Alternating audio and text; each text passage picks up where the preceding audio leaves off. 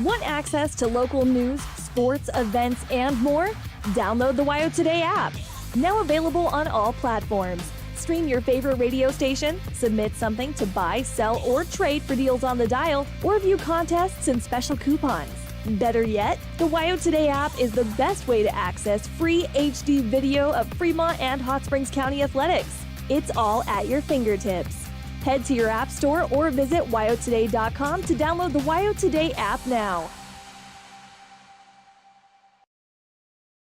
Community Health Centers of Central Wyoming has locations across Fremont County ready to serve you at Du Bois Medical Clinic, Riverton Community Health, and Lander Community Health Pediatrics. We accept all forms of insurance, including Medicaid and Medicare. Are you struggling to get medical care? Ask for their sliding fee scale. From family medicine to pediatrics, Community Health Centers are here to serve you. Call 307-463-7160 or visit chccw.org to schedule your appointment.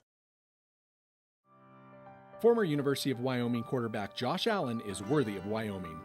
23 plays into my first start here at the University of Wyoming. I dropped back, I kind of went through a progression. I saw the middle of the field kind of open up. I decided to lower my shoulder. His helmet went straight into my collarbone here. We landed on the 20-yard line. At that moment, I knew something was really bad.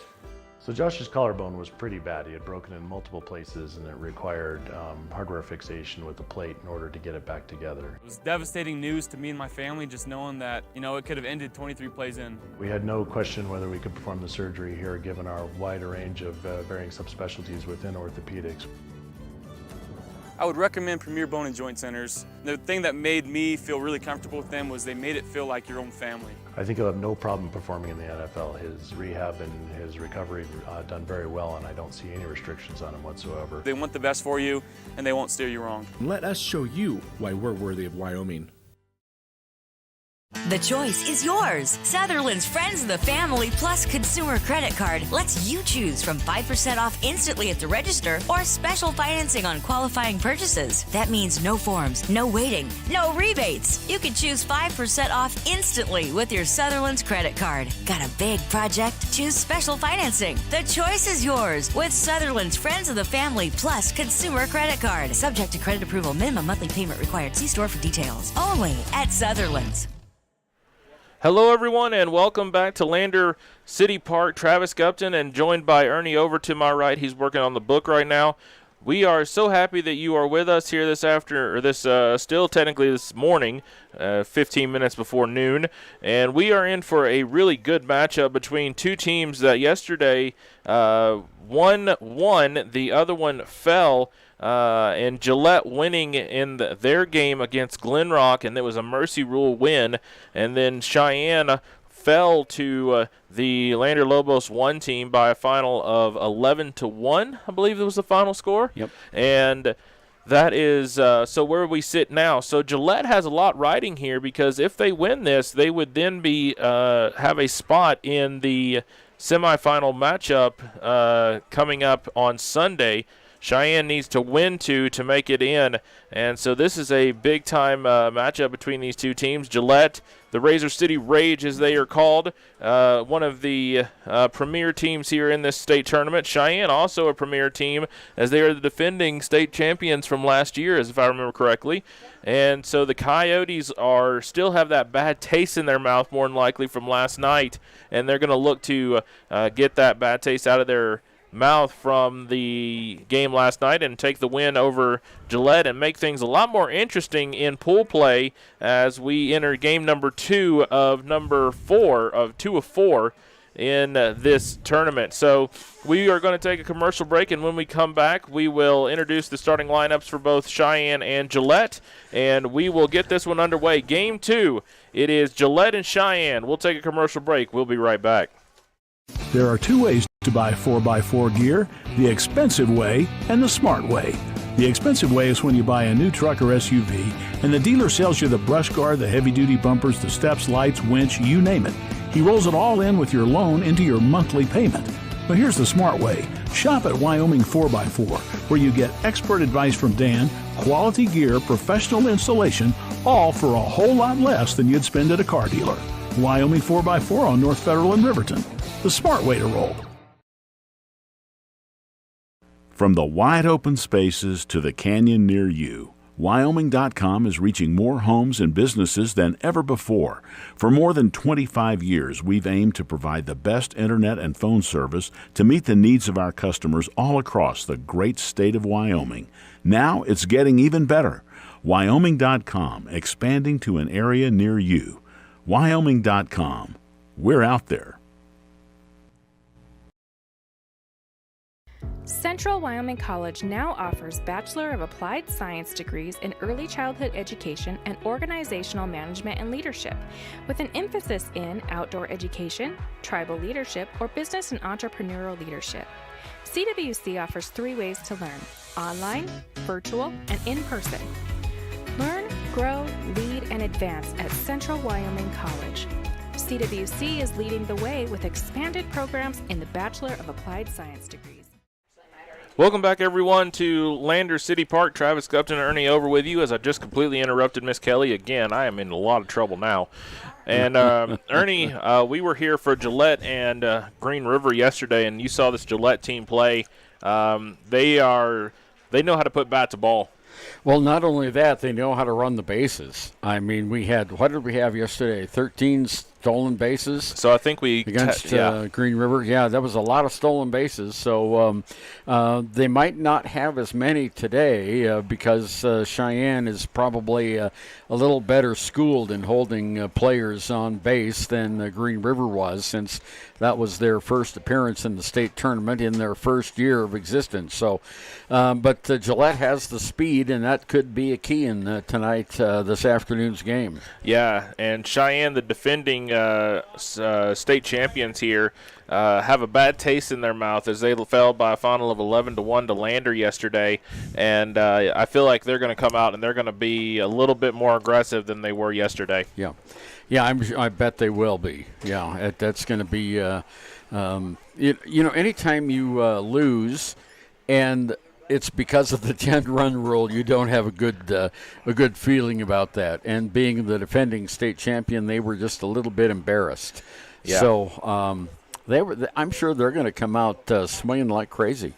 Yeah, and I think that's exactly what's going to happen. So let's quickly look at the starting lineups for both of these teams. First, for the Razor City Rage, it's we talked about this before we went on air. Not much of a change as it relates to the starting lineups. It is going to be Jay Morgan, and he will play in center. Reese Eichen will bat second. Sean Keller will bat third. Seth Bernard will bat fourth. Barrick Terrell will bat fifth. Carter Boyer will bat sixth. Connor Hoxie will bat seventh. Clayton Craig, who had that home run in the game against the Green River yesterday, will bat eighth, and then Austin Ham will bat ninth.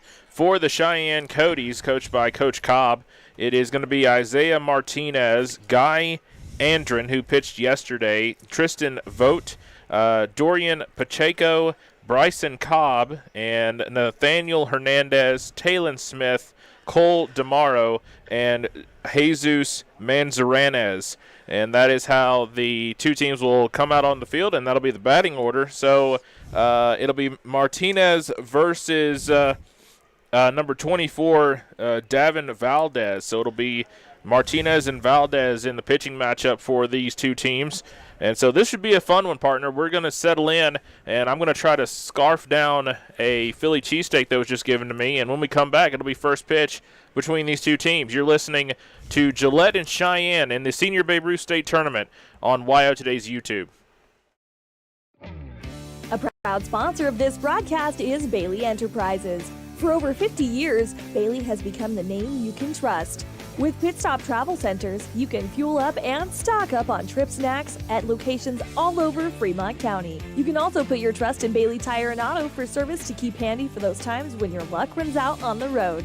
Refresh at the Speedway Cafe with a dine-in meal or a round of carry-out with a variety of specials to keep you going. Go with Bailey.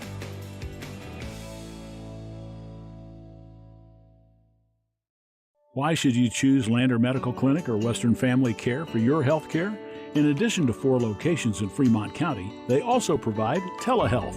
telehealth can be your go-to answer when you're out of town, on the road, or just can't get to urgent care. All you need is a good internet connection. To schedule a telehealth appointment, call 332-2941 today. That's 332-2941. Lander Medical Clinic and Western Family Care. With telehealth, they're putting your health first every time.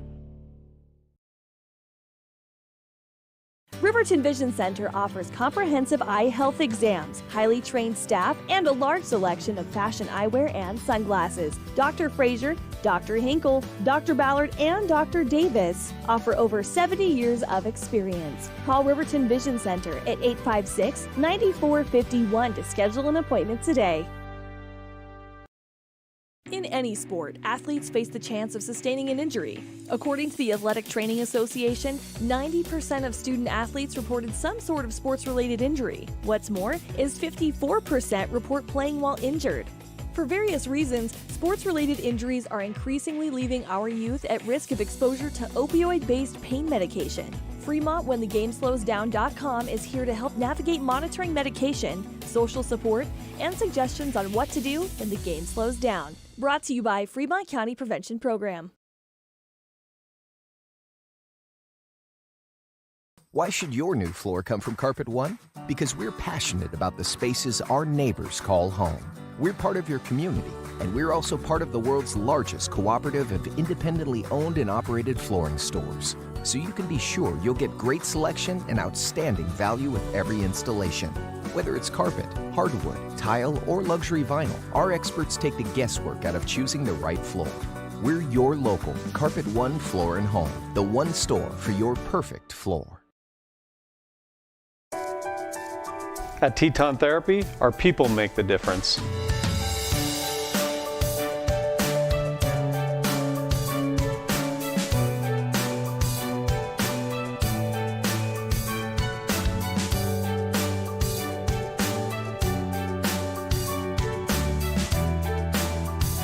You can live pain-free. The amazing staff at Teton Therapy can help in Lander and Riverton.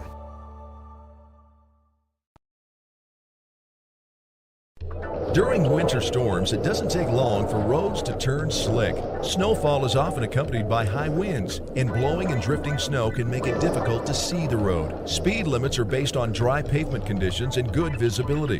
Be ready to reduce speed and increase following distance. Crashes are twice as likely to happen when it's slick out, and it's usually because someone is driving too fast for conditions. Remember, when there's ice and snow, take it slow. This message is brought to you by WyoToday.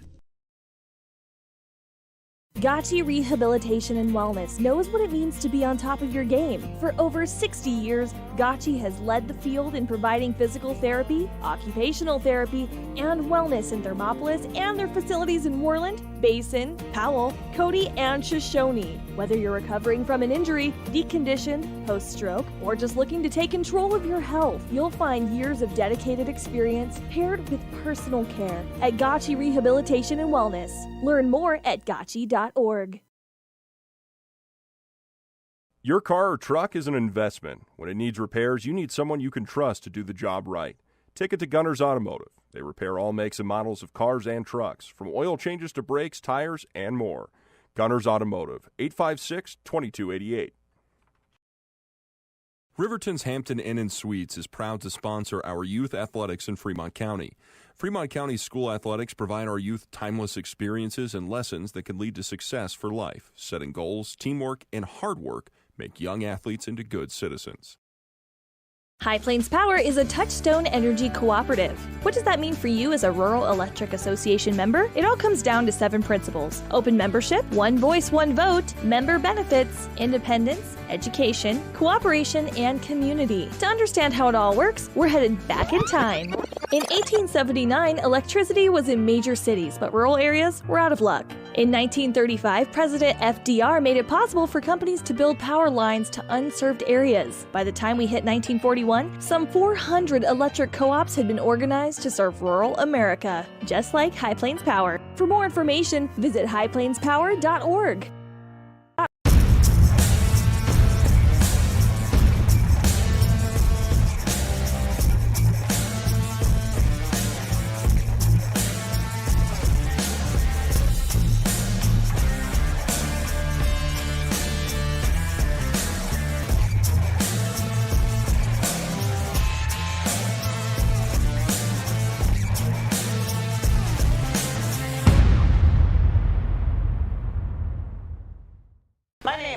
Welcome back, everyone. Travis Gupton and Ernie over with you, and we now know who is going to be home and who is away.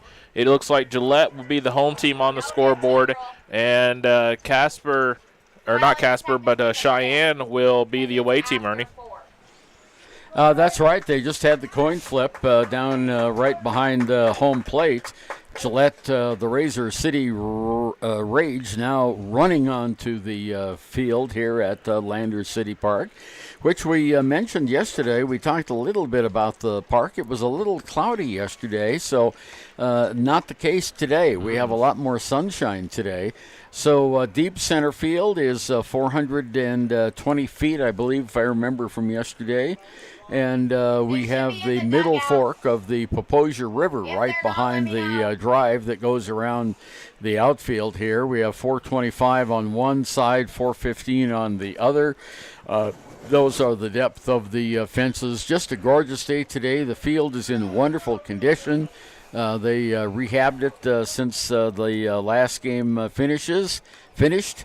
And now we're getting ready for some great senior Babe Ruth action here from the state tournament in Lander.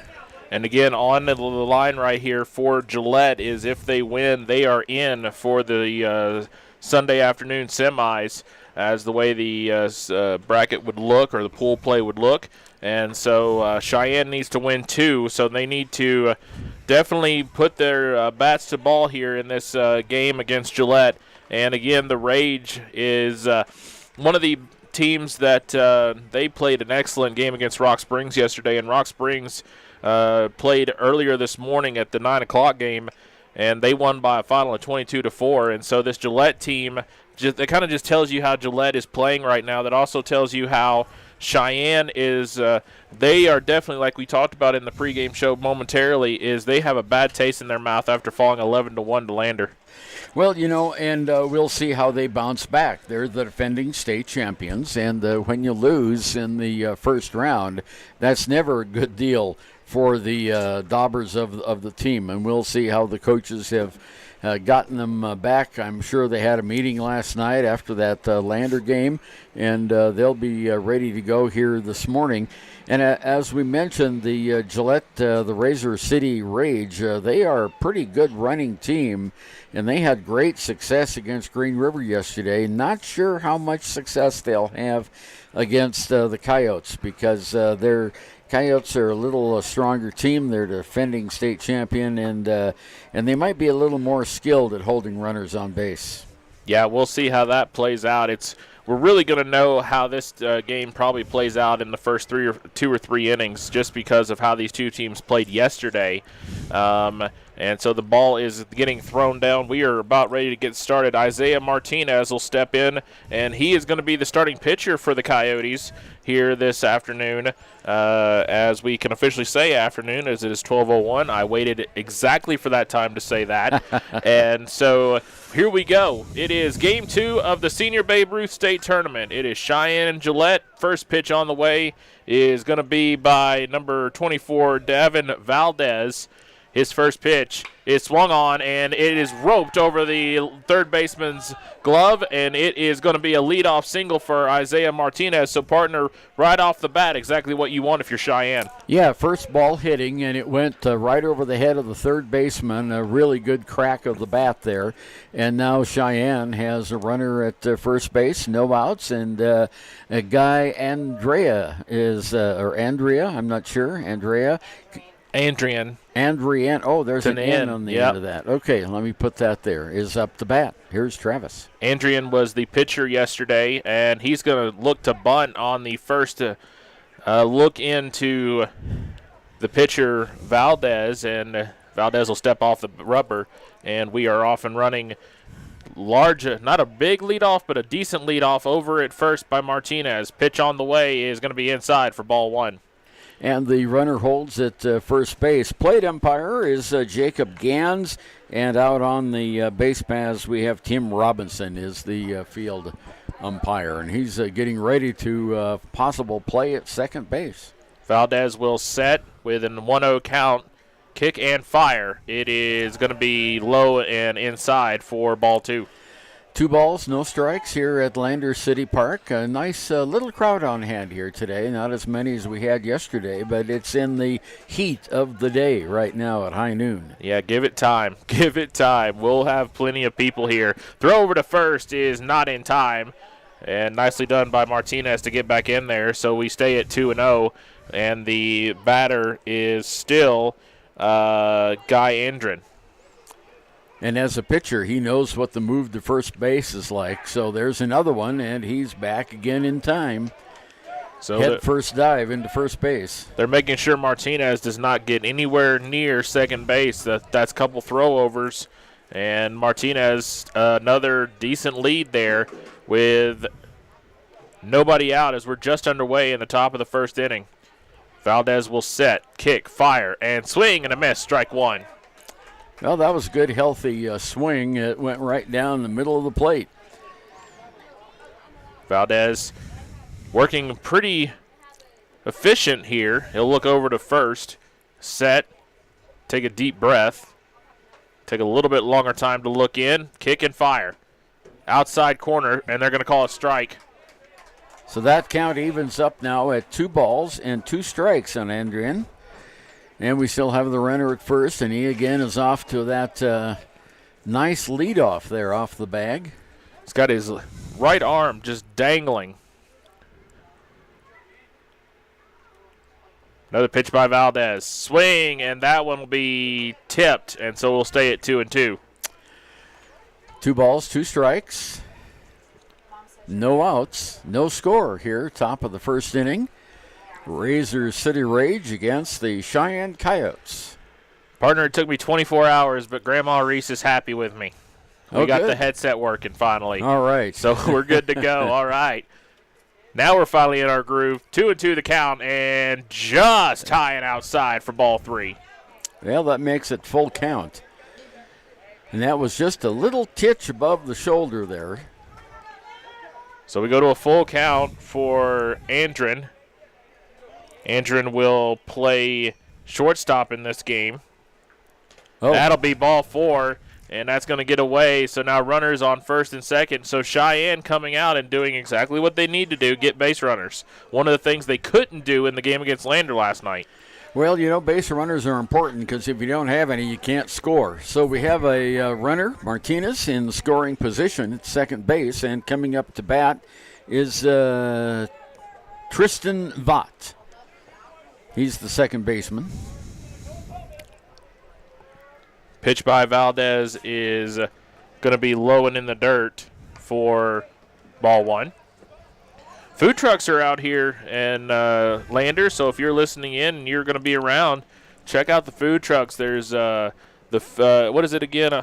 Far East Foodie, as that ball is going to be outside for ball 2 for Vote. And then Phillies and Cream is also out here, and the snow cone place is out here. Sorry, Kevin. It's open, and you're not here. Pitch on the way. It's swung on and foul. That would have scored a couple runs had that been just a few feet more to the right. Oh, yeah. One of the things that I'm already seeing, and I think this is something that I kind of expected, Cheyenne is now going after a lot of different pitches. They are putting bat on ball. And that is exactly, as the defending state champions, that's the one thing you need to do is put bat on ball. Runners on first and second, 2 balls, 1 strike, still nobody out here, top of the first inning. Valdez will look over at second. And now look in at home, and that'll be inside for ball 3. That was a long look over. He had already kicked and fired by the time he looked into home plate. Yeah, and Martinez is taking a little bit longer lead off second base. That almost goes over the head of Vote, and now bases loaded. Yeah, base on balls. So 2 base on balls in a row, and we have the bases loaded here. First inning, no out, and Dorian Pacheco coming up for the Coyotes. Pacheco is going to have to take a minute. He'll have a minute to talk to his coach as the pitching coach for the Rage comes out and has a conversation with his entire infield.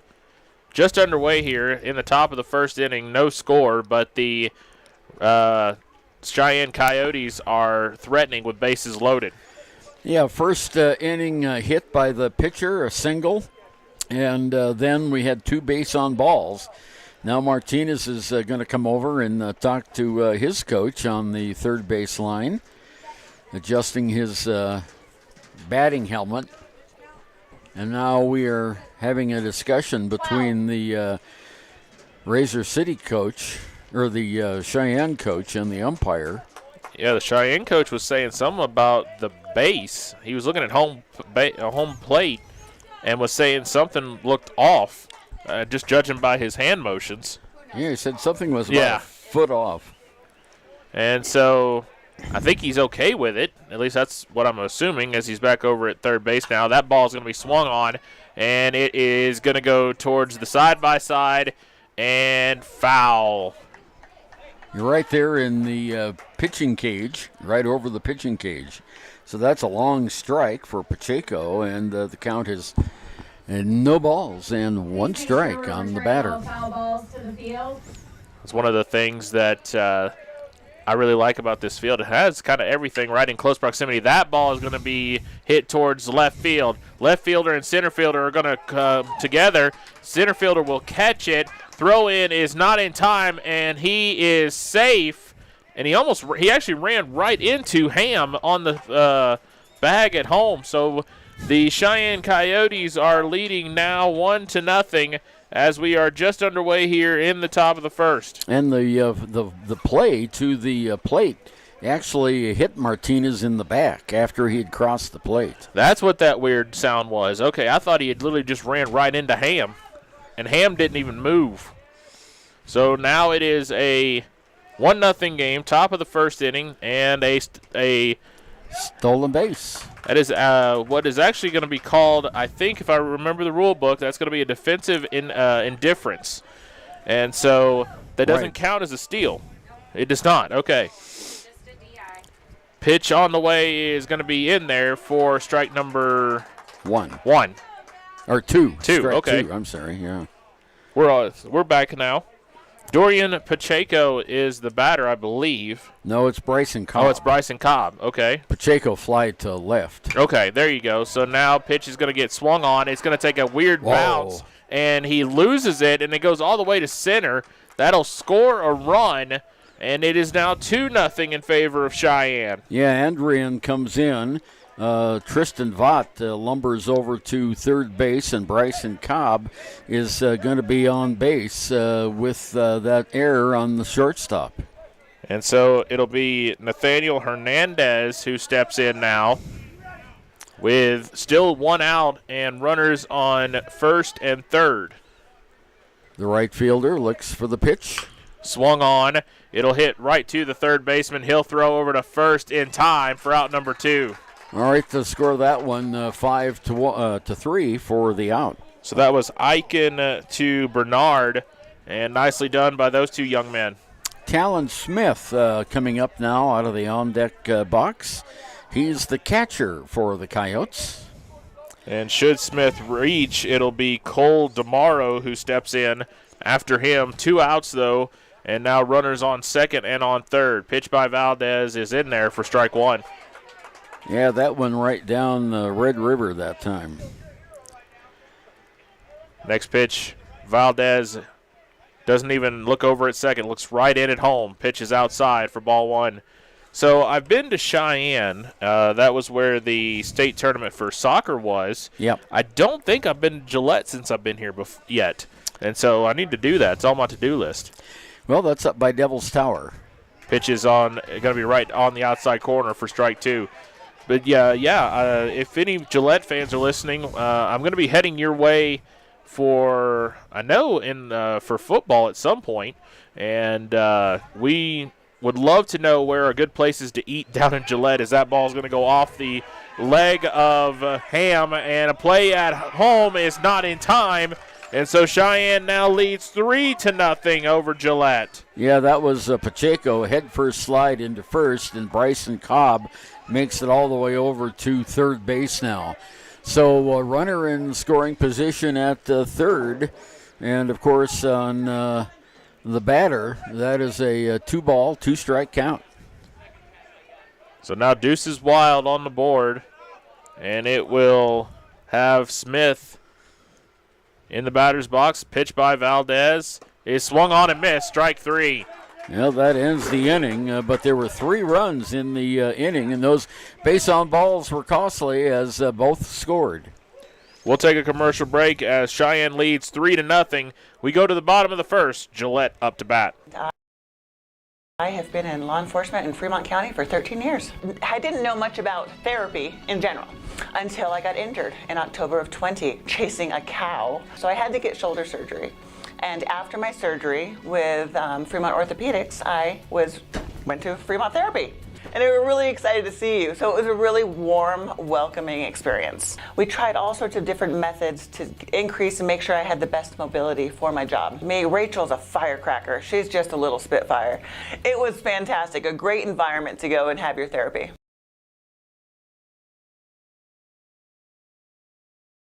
Hi, this is Terry Banker. I'm minister at New Hope Christian Church in Lander, Wyoming. We want to support the kids of this area academically, athletically, and spiritually. Our address is 630 Mount Hope Drive. Come to Sunday school at 9:30 and our worship service at 10:45.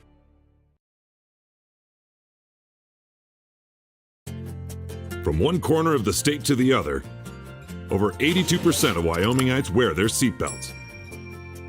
And to the 18% who don't, we say, let's buckle up for life, Wyoming. When repairs are complete after a collision, you expect your car, SUV, or truck to look like new. That's the service you'll receive at Stork Auto Body in Riverton. Professionalism and meticulous attention to detail. You can depend on Stork Auto Body, 841 Miniweb Avenue, Riverton. Wind River Family and Community Healthcare has clinics located in Arapahoe, Ethity, and Riverton. We provide family medical services along with dental, optometry, behavioral health, physical and occupational therapy, and more. Our in-house lab and pharmacy at all locations make for a one-stop primary healthcare center for your healthcare needs. Wind River Family and Community Healthcare is striving for a stronger, healthier community because Wind River cares. More information can be found at windrivercares.com. Welcome back, everyone. We are in the bottom of the first inning. It is 3-0 Cheyenne. And, partner, as we go into this bottom of the first, Cheyenne's got to feel good. They put bat on ball. Yeah, they sure did, and they put foot on base, too, and scored 3 runs and put Razor City right in the hole right away on the top of the first with 3 runs. There was only 1 hit, though. There was 1 error by the Razor City Rage, and 1 man left on base for Cheyenne. So it is now 3-0 with Razor City coming to bat. Jay Morgan will lead off. He will play dead center for the Rage. He had the catch for one of the outs in the first inning. Yeah, and he scored 2 runs in the game last night against Green River, had 2 hits. Yeah, he is one of the better hitters in the American. I keep wanting to say American Senior Babe Ruth, and I know that's not right. It's Senior Babe Ruth. That's right. It's pitch on the way. First one is in there for strike 1 by the pitcher Martinez. He's kind of a sidewinder, isn't he? Yeah, I love those kind of pitches. They are so fun to watch, and they really mess up hitters. I've been told that many a times. Pitch on the way is going to be smacked to foul on the left side. And actually, I'm noticing this. Martinez doesn't grab the ball. It's still in his glove by the time he sets up to deliver. Watch this. I love this. Watch this. He doesn't have the ball in his hand. Now he does. There it goes. Pitch is going to be in the dirt for ball 1, so he makes me a liar first off. If somebody could go run and grab that ball out of the Little League. Yeah, that late swinging by Morgan, and he just hit near the just above the gloves on that bat, and it shot clear over on the left side. That pitch is going to be – so the one time I mentioned he doesn't do it, he does it then. He does not have the ball in his hand when he delivered that pitch. And the foul ball hits on top of the Cheyenne dugout. So they get a new ball out there for the pitcher Martinez. 1 ball, 2 strikes for the batter, Jay Morgan. And I'm keeping an eye on him now because I think he's trying to make me a liar anytime I mention it. Yep, no hand on the ball, and then he grabs it and delivers, and that's going to be strike 3 on the outside corner. Nice delivery of the pitch. Completely fooled Morgan, who was way out in front of it. And we have our first out. Coming up next for Razor City is the pitcher from yesterday, Reese Eichen. Today he's playing third base. Eichen steps in quickly and will crowd the plate at home. The pitch by Martinez on the way is high for ball 1. Yeah, that was eye level that time. Just needs to lower that down. He had the accuracy just too high.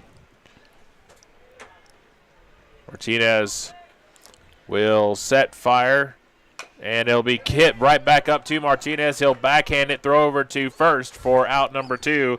So nicely done from Martinez to Bryson Cobb for the second out of the inning. Yeah, that was just a little comebacker to the mound, and that didn't faze Martinez at all. He scooped it up, planted both of his feet, and threw it over to the first base for the out.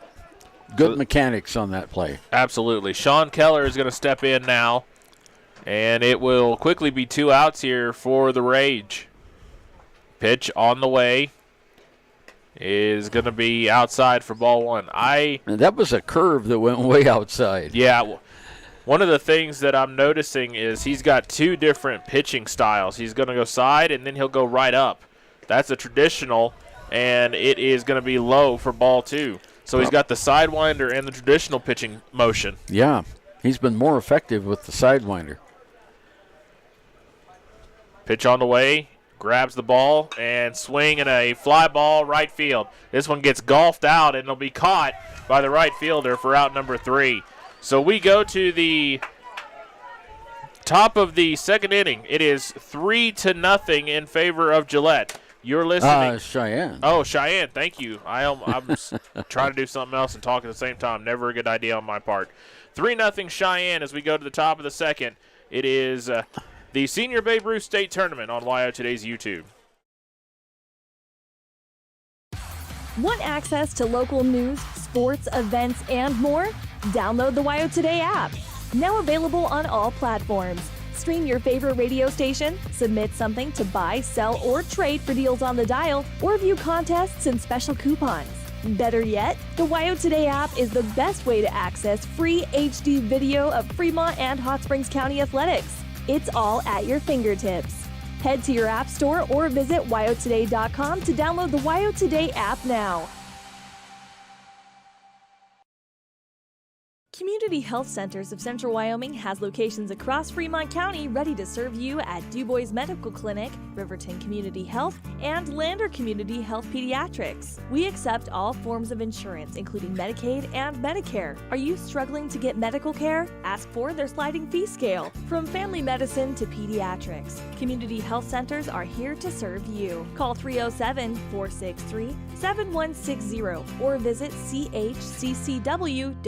to schedule your appointment. Former University of Wyoming quarterback Josh Allen is worthy of Wyoming. 23 plays into my first start here at the University of Wyoming. I dropped back, kind of went through a progression. I saw the middle of the field kind of open up. I decided to lower my shoulder. His helmet went straight into my collarbone here. We landed on the 20-yard line. At that moment, I knew something was really bad. So Josh's collarbone was pretty bad. He had broken in multiple places, and it required hardware fixation with the plate in order to get it back together. It was devastating news to me and my family, just knowing that, it could have ended 23 plays in. We had no question whether we could perform the surgery here, given our wide range of varying subspecialties within orthopedics. I would recommend Premier Bone and Joint Centers. The thing that made me feel really comfortable with them was they made it feel like your own family. I think he'll have no problem performing in the NFL. His rehab and his recovery done very well, and I don't see any restrictions on him whatsoever. They want the best for you, and they won't steer you wrong. Let us show you why we're worthy of Wyoming. Tomorrow? Welcome back, everyone. We are in the top of the second inning, and it is Demaro up to bat for Cheyenne. Pitch is in there for a swing and a miss for strike 1. Yeah, and he was late swinging that one, too. He saw it coming and decided to swing, and the ball was already in the catcher's glove. And we want to send quickly a thank you to our main sponsor for allowing us to call this game Buckle Up for Life Wyoming, brought to you by the Wyoming Department of Transportation, as that pitch is going to be on the outside corner, strike 2. You know, if it wasn't for them, we would not be able to call these games. Yeah, thanks very much to WyoToday for their sponsorship of this tournament. Pitch on the way, swung on, and fouled off to the right. So the count remains 0-2 on the batter, DeMauro, and he is the right fielder. Just made that, or the center fielder, I'm sorry, of the Cheyenne Coyotes. You know what? One of the things I love about baseball is this pitch is going to be delivered. Swung on and missed, and he drops it. So let's see what happens. It's going to be a drop called 3, and he collides with the first baseman, and that is going to be safe, obviously. Yeah, that was interference there. And they're going to check on him. But what I was going to say is one of the things that I love about baseball is the fact of usually around baseball time is when you see all the beards come out. I've seen long beards, short beards, puffy beards, beards with beads in them, and I love all of it. Have you seen James' beard? I have seen James' beard. Yeah, all right, yeah. Okay, our next batter, Jesus Manzanares, left fielder. His first pitch is going to be in there for ball 1.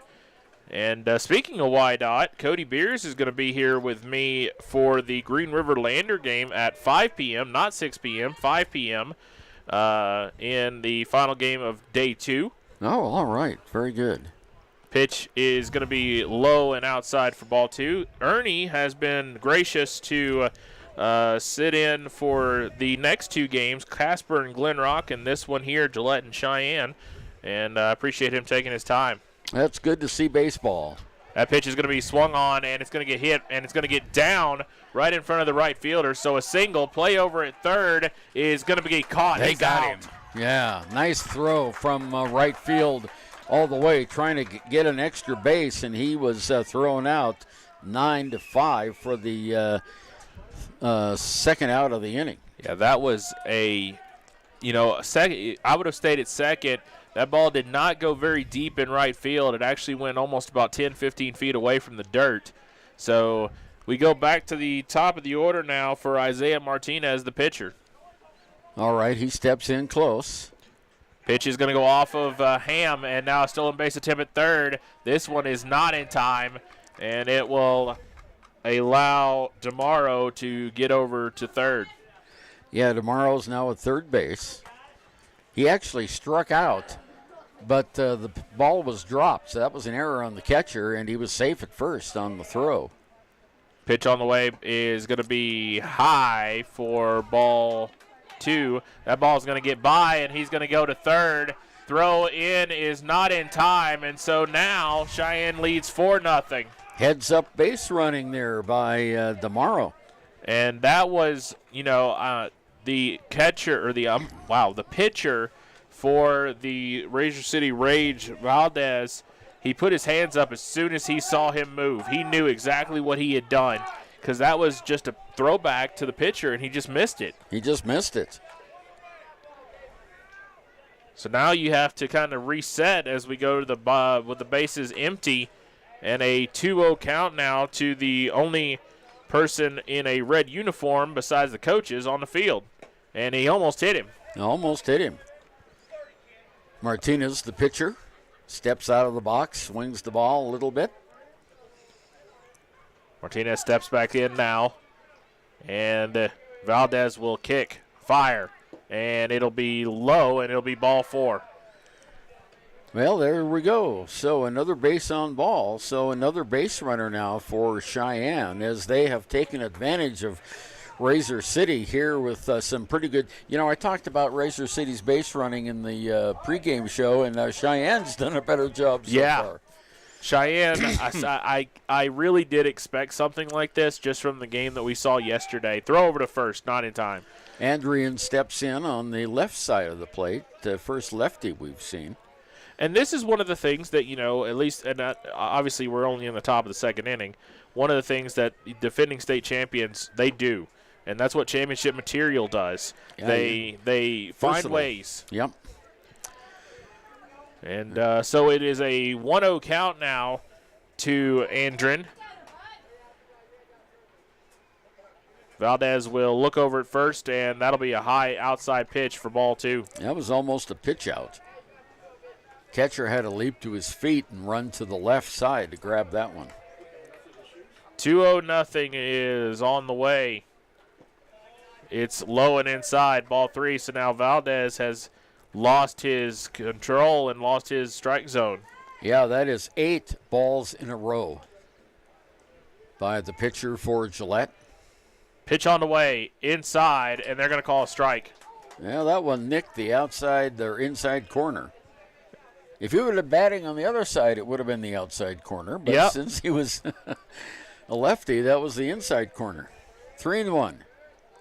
Swung, fly balls. It is going to go to left center. It's going to go over the head and go all the way to the wall. It's going to go, and that is going to be a play of catch-up. And it is going to be a stand-up double. Yeah. For Andren. And so runners on second and third. Martinez is at third. Andren is at second. And it'll bring up Tristan Vogt. Yeah, Vogt had a pretty good swipe at the ball last time and got on base on an error. Vogt bats in the 3 spot. Yep. And it will be Valdez who getting up there and pitch is already as we're in the top of the second. We'll see first pitch is outside corner for strike number 1. 4-0 now. Cheyenne with the lead over Razor City. We want to say thank you so much for everybody tuning in and listening in. So that pitch is swung on, and it's going to get through the gap. That's going to score 1 run. Could score 2 runs. Throw in from left field, not in time, off the target, and it will be a single and then a stolen base. All right, so Andrian and Manzanares both score on the play, and Cheyenne is now up 6-0. 6-0, and the coach for Razor City is going to come out and have another conversation with his pitcher and his infield. And conversation is pretty intense there. He got up there and started talking right away. Yep. So if they don't act, this game's going to get away from them right away because they're already down by 6. You know, we saw Gillette come back against Rock Springs when they were down by 5 runs earlier, but now it's 6 runs, and it's only the top of the second. Yeah, these two teams on paper is evenly matched, but Cheyenne is having their way right now with this Razor City team. Dorian Pacheco swings and fouls it off for strike 1. And, and remember, I know we're only in the top of the second, but there is that 10-run rule after 4. And there's only 4 runs to go. We've got a runner at second base for the Coyotes. Valdez will take a deep breath and set, kick, and fire. That is outside for ball 1. We have a high sun here today. Not many shadows. Wind is also a little bit different from what we saw yesterday. It's blowing out to center field now. Pitch on the way is in the dirt. It'll get away from Ham. Nobody moves, though, so 2 balls, 1 strike. Yeah, yesterday we had winds blowing from the southwest, and today it's coming straight from the north, straight out towards center field, right next to the scoreboard there here in Lander. Pitch on the way is going to be hit. Fly ball. It is left field. Look out, blue car. Look out side by side. Bingo. Yeah, it missed the vehicles out there. Usually you're pretty safe when you park there, but it hit about 10 feet behind that blue car. Long strike. 2-2 now the count on Pacheco.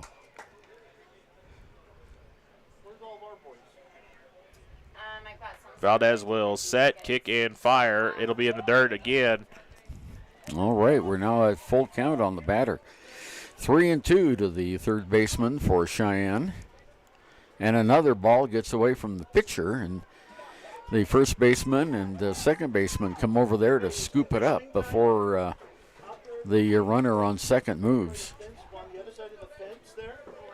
Sorry, my wife texted me. Never a good thing to ignore. Pitch on the way is going to get hit to left field, and it will be caught for out number 2, and nobody moves. The runner at second does not move, does vote. You know, interesting, Pacheco flied out to left field his first time at bat, and he does it again. So that is our first out of the inning. We already have 3 runs in across the plate, and coming up now is the first baseman, Bryson Cobb. And so they got 2 outs on the scoreboard. First pitch is going to be in the dirt, and it's going to go off the leg of Ham, and he will throw it over to third. It'll be not in time. Okay, the first batter here was a strikeout, so. Yep, we've got 2 outs in the inning. So now 1 ball, no strikes, 2 outs here. Runner at third. Pitch on the way is going to be in there for strike 1. Right in there for Cobb. 1 ball, 1 strike, 2 outs, 6-0 is the lead for Cheyenne. Pitch on the way, swung on, Whoa. And that is foul. Just foul. About 4 feet left of the line heading out into left field, so that's a long strike. And it's 1-2 on the batter, Cobb. Line is to left, is home run to left, 310, 315 to right, 405 out to dead center. That ball is going to be inside for ball 2. So now 2 balls, 2 strikes. That was almost some chin music. That got a little high, and he had to bend backwards to avoid being struck. Pitch on the way is outside. It goes by Ham again. This is going to be a play at third or play at home. It's going to be not in time. It's going to get through Valdez's hand, and it's going to score. Yeah. So now 7-0 for this Cheyenne team. And it's a full count on the batter. That was a pass ball. Catcher should have had that one. So Ham will kneel down behind the plate. And here we go as a 3-2 count on the way. It is swung on, fly ball, center field. It is going to go towards Jay Morgan, and Morgan will grab it. So that'll end the top of the second. Cheyenne adds more. It's 7-0 after the top of 2. Yeah. The choice is yours. Sutherland's Friends of the Family Plus Consumer Credit Card lets you choose from 5% off instantly at the register or special financing on qualifying purchases. That means no forms, no waiting, no rebates. You can choose 5% off instantly with your Sutherland's credit card. Got a big project? Choose special financing. The choice is yours with Sutherland's Friends of the Family Plus Consumer Credit Card. Subject to credit approval. Minimum monthly payment required. See store for details. Only at Sutherland's. There are 2 ways to buy 4x4 gear, the expensive way and the smart way.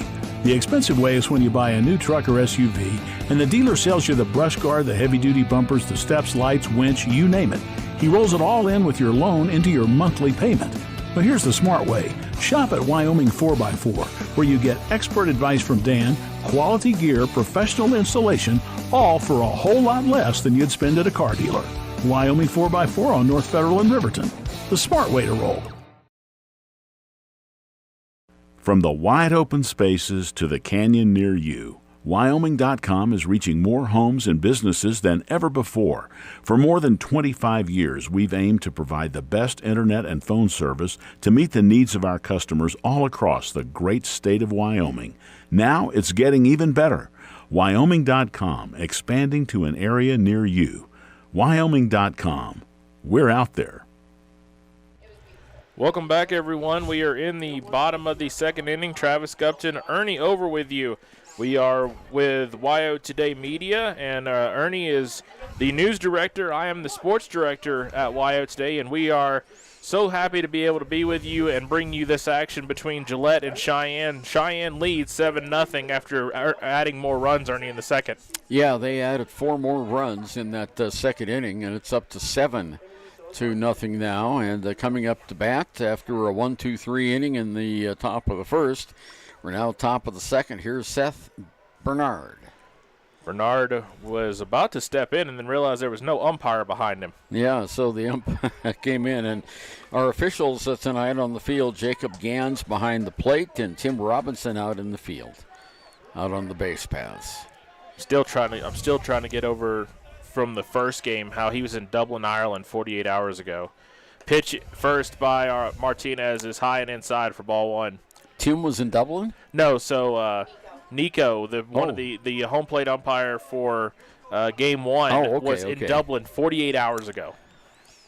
Pitch on the way is swung on and missed, strike two. It's 1-1 actually. Oh, 1-1. You're right. Sorry. Yeah, because the first one was a ball. I don't trust anything on the scoreboard anymore. Better be careful. She's sitting right alongside of you. Pitch is going to be hit left field. It is going to get down. No one was there. Martinez puts his hands up, and he's like, guys, you were right there. And that's going to end up being a double for Bernard. Yeah, he really put the wood on that bat and gets a double. Goes all the way to second. He slid into second, but the throw was actually a little bit late. But, these kids love to slide into bases if they have the chance, and he did a good job there. Barrick Terrell, the next batter. His first at-bat today. Martinez looks at second, and first pitch on the way is in there for strike one. We mentioned the wind is coming right out of the north, going right towards center field. Yeah, it's coming right behind us from behind the crow's nest out. The ball is going to be lightly tapped foul over to the right side, so quickly 0-2 to Terrell. I actually kind of liked the wind yesterday because we got little whiffs of it inside here. Yeah, it wasn't so hot. And if you've not been here before, this crow's nest is tiny, and it's smaller. She's going to look over at me and tell me I'm wrong, but this is a smaller crow's nest. That ball's going to be fouled off to the right side again, so now it is 0-2. You know, I used to do ball games from this thing when I was at the Lander radio station decades ago. And we had American Legion baseball here in Lander back then. It's coming back now. They've got the Lander Legends now playing Legion ball. But we have a 0-2 count. That was outside, and the whole crowd over to our right is the Cheyenne faithful, and they went right after. That's a good pitch. 1-2 count to Terrell. Pitch on the way, swung on. It's going to get hit right to the third baseman. Third baseman drops it, picks it up, throws over to first, and they got him at first. They got him at first. 5-3 for the first out. Everyone else holds. So I shouldn't say everyone else, but the runner at second base, Seth Bernard, held. And now we'll bring up Carter Boyer, second baseman for Razor City. Boyer, as you said, will play second, and he will see his first action at the plate. First pitch on the way. That's a sidewinder opportunity. He goes off the end of the bat, and it's going to go right off the fence and into the parking lot and under one of the cars. Yeah, it's rolling right now. It's heading toward that nice black SUV, and there it stops 4 feet behind the vehicle. So that's a strike on Boyer. Coach Reese is going to go grab the ball so we can get a Laffy Taffy. He's gotten about 6 of them, so I wonder if he's just stocking up for the game coming up tonight. Martinez will look over at second and throw over not in time as they are back in there safely as Razor City Rage. I almost got trapped in the parking lot yesterday. I had just enough room to squeeze through 2 vehicles to get out of here after that third game. Pitch is going to be swung on and missed. Strike 2. I actually did have to sit here an extra 20 minutes because they were trying to move the snow cone place. And he just stopped right in front of me. So, well, I got a better parking spot today. No one's going to be parking in front of me here. Well, I made sure as that pitch is going to be swung on, it'll go to the shortstop. He'll field it. Throw over to first is in time for out 2. Throw over to third is going to be in time as well. And they're going to point. They're going to point, and they're going to point to the base home plate umpire is going to say safe. There's going to be the field umpire looked over to the first base or to the home plate umpire And who is the home plate umpire again? I'm sorry. The home plate umpire is Jacob Gans. And Jacob Gans called him safe at third, as I'm assuming it's going to be off the base paths or something of that nature. It was the fact that Cheyenne was still rolling and Gillette had their hand on the base. Right. Got you. Okay. It was close, but it was there. Pitch on the way. Outside for ball one to Hoxie. Yeah, Hoxie's the designated hitter. Which, by the way, Razor City. It does say designated hitter on this lineup, not EH, which threw me after the first time I saw it. That's because they actually use a designated hitter. Their pitcher does not bat. Okay, so you can have a DH and an EH in scenario. Okay, cool. 1-1 the count now on the batter. Sorry, folks, I'm learning baseball as I'm doing this. Hoxie is going to look at the next pitch. It's going to get fouled off. It goes off the end of the bat. And so 1-2 with 2 outs. Cheyenne leads 7-0 as Martinez thought he was going to be out of the inning on a double play and ended up being safe at third. And so now he's got to face Hoxie on a 1-2 count. 2 outs in the inning, 7-0 Cheyenne. The pitch is going to go over to third. He's going to go and get back in safely. Do you think the bad taste in their mouth is tasting a whole lot better now? I think I called that one so far, yeah. Bernard back in there safely at third. They got beat by 10 runs by Lander last night, and here they're up by 7 over Razor City. Pitch on the way is fouled off. And one of the things that, correct me if I'm wrong, Kelly, is that Cheyenne led early on in the game, and then it was Lander that came back and kind of just put things away. It's like a 1-1 at one point. Yeah, I can't remember if they had batted first or second, but it was 1-1 at one point, and then it just kind of got away from them. Pitch is going to be swung on right field. It is going to get caught by the right fielder. That is the Manzarenzes, and so that is going to end the second inning. 7-0 Cheyenne leads. We'll be right back. Central Wyoming College now offers Bachelor of Applied Science degrees in Early Childhood Education and Organizational Management and Leadership, with an emphasis in outdoor education, tribal leadership, or business and entrepreneurial leadership. CWC offers 3 ways to learn: online, virtual, and in person. Learn, grow, lead, and advance at Central Wyoming College. CWC is leading the way with expanded programs in the Bachelor of Applied Science degrees. A proud sponsor of this broadcast is Bailey Enterprises. For over 50 years, Bailey has become the name you can trust.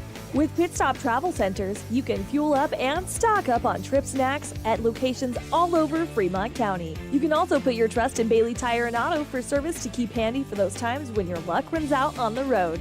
Refresh at the Speedway Cafe with a dine-in meal or a round of carry-out with a variety of specials to keep you going. Go with Bailey.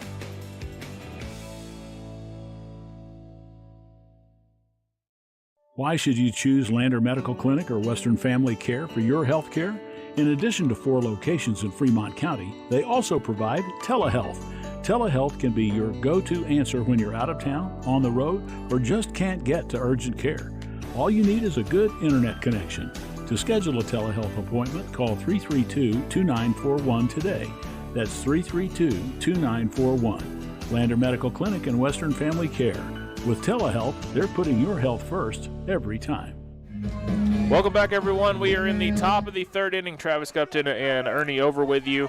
And it is going to be Nate Hernandez at the plate. He is the right fielder. First pitch to him. He swings on the first pitch. That ball is going to go off the fence, and he'll turn 2. Play at third or second, not in time. And it'll be a double for Hernandez. Yeah, nice double. I tell you, he hit that. That was just about 5 feet short of going over the fence there. Have you noticed all the long balls here in Lander have been going to left field? Yeah, they have. Yeah, all the long balls have been going to left field. We did have one go to right field yesterday. That was probably the most expensive home run of any baseball in the Senior Babe Ruth. It shattered a windshield. Oh, boy. I think Kelly had a picture of it, yeah. Talon Smith now up to bat, the catcher for the Coyotes. Pitch on the way is going to be low for ball one. Valdez is having a hard time finding that strike zone on a consistent basis through the first 3 innings. Too low again. He's got to bring it up just a hair, and yeah, he's accurate right across the plate, but too low. Valdez again. There it is, strike one. I got him on the outside corner. And this, the umpire will definitely give him that outside corner. That's one of the things that a lot of these umpires do. Long look over to second. Pitch on the way. Swing and a miss, strike two. Right-handed batter.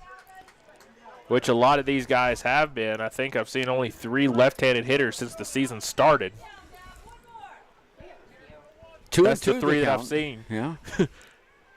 2 balls, 2 strikes, nobody out. Pitch on the way, swung on, fly ball, center field. This one is not going to be long enough to let the runner at second go anywhere, so it'll be out number 1. Yeah, the shortstop got that one.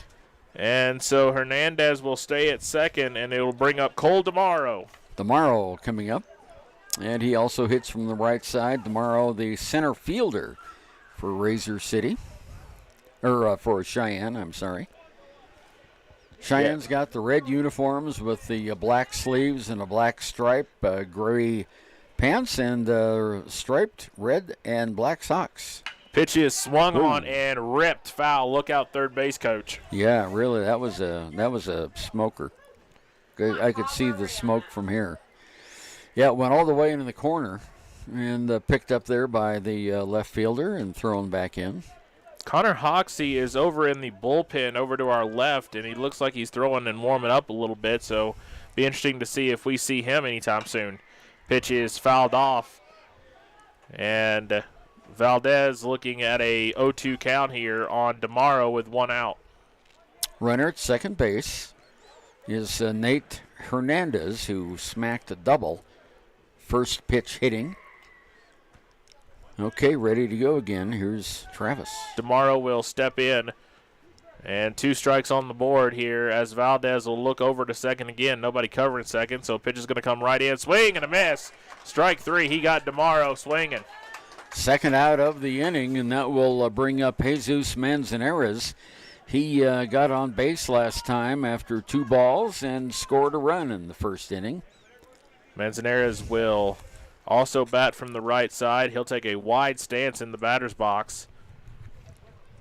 Valdez looks over at second, and he will go to second. And that is a close play at second. Yeah, that was very, very close. I tell you what, Hernandez took his time getting back to the bag and almost got tagged. It looked like Valdez was thinking about not throwing it over. Pitch on the way, swing and a miss, strike 1. So Valdez finding his spot here with 2 outs in the top of the 3rd inning, and Cheyenne leads 7-0. Nice leadoff at second base by Hernandez. Next pitch, swung on. It is going to take a weird bounce off the third baseman, and they're going to call the runner from second. Hernandez is going to cross home plate, making it 8-0 now, Cheyenne. Well, I tell you what, that ball took a nasty hop right in front of the third baseman that time, and that was Reese Eichen. And it took a bad hop and bounced right over him. He was putting the glove down to get the ball, and it hit something there and bounced right over his head. Yeah, there is a divot or some kind of a divot there at third, and so it's one of those weird quirks that this field has. And you see how that played a factor right there, giving the run to Cheyenne and making it 8-0. Martinez, the pitcher, is up for the second time, or the third time. He steps out of the bag. Martinez was thrown out and had a single. So he's 1 for 1 in the game today. First pitch to Martinez is going to be a called strike on the outside corner. Yeah, and Martinez was not happy with that. That was a pretty good pitch. I think he thought he had one to hit there. Yep. Yeah, he was disgusted. He should have took a swing at that one, but throw over to first, not in time. time. Not in time, man. I tell you what, that got another dirty uniform over there. But I'm okay with it because it's a red uniform. If it's white, that's completely different.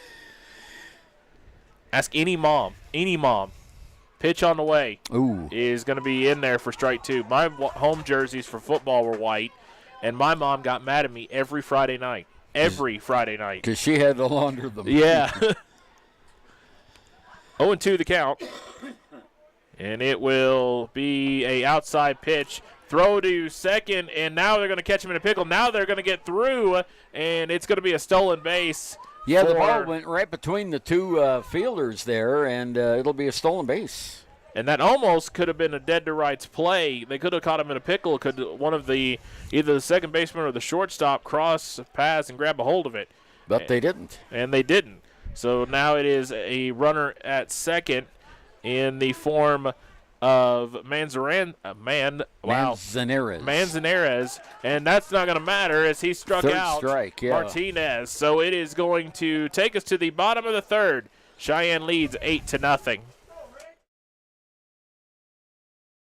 Riverton Vision Center offers comprehensive eye health exams, highly trained staff, and a large selection of fashion eyewear and sunglasses. Dr. Frazier, Dr. Hinkle, Dr. Ballard, and Dr. Davis offer over 70 years of experience. Call Riverton Vision Center at 856-9451 to schedule an appointment today.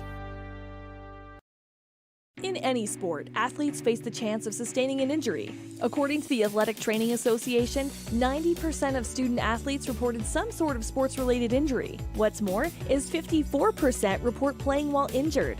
For various reasons, sports-related injuries are increasingly leaving our youth at risk of exposure to opioid-based pain medication.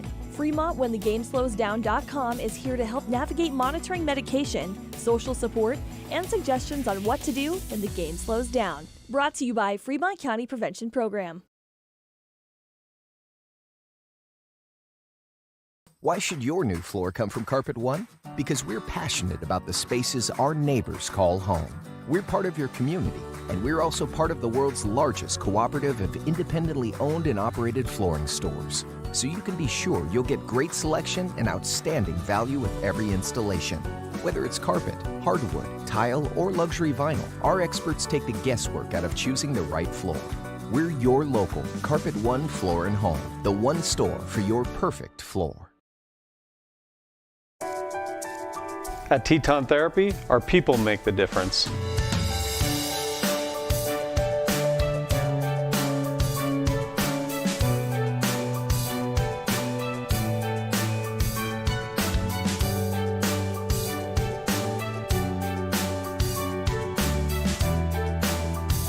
You can live pain-free.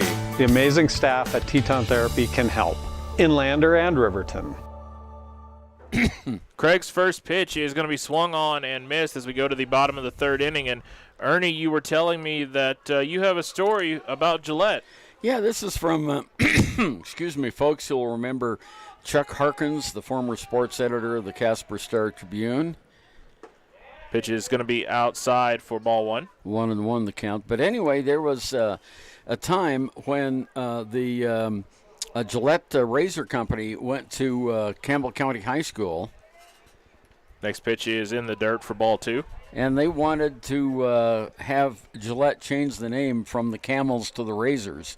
You know, Gillette Razors. Mm-hmm. That's the, and Gillette wouldn't do it. Campbell County, they would not do that. So. Pitch is going to be swung on and hit towards right field. It's going to go get caught by the first baseman for the Cheyenne Coyotes, which is Pacheco. Pacheco, yeah. And so out number one. Austin Ham is coming up next. Cobb on first. Pacheco's on third. Yeah. Who's on first? I knew that was coming. Oh, that was we were going to do that who's on first routine. Right. Yeah.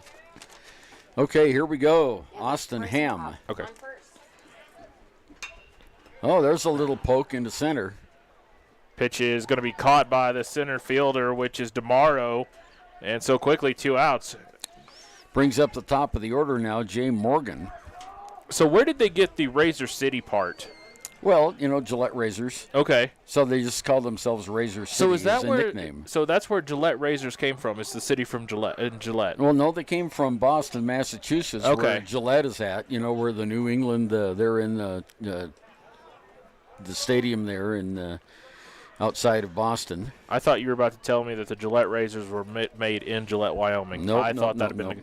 We know that Coach Reese has not used the Gillette razor in years. Yeah, we know that just by looking at him. Yeah, it's one of the nicest beards for any head coach that I've seen so far. 2 balls, no strikes to count now on Jay Morgan, and in the first inning he struck out swinging. Yeah, Morgan is one of those prolific hitters that he needs to get going here if Gillette's going to get back in it, and that's not the way to do it. It's strike 1, swinging. And that was a hard swing on a high fastball. Yeah, so Gillette wanted to keep the Camels moniker, and they did. And up until the start of Thunder Basin High School, Gillette was pretty much a high school power in Wyoming. Pitches swung on and missed, strike 2. Boy, he sent one inside, and Morgan went for it. Almost dug himself a hole out there in the batter's box.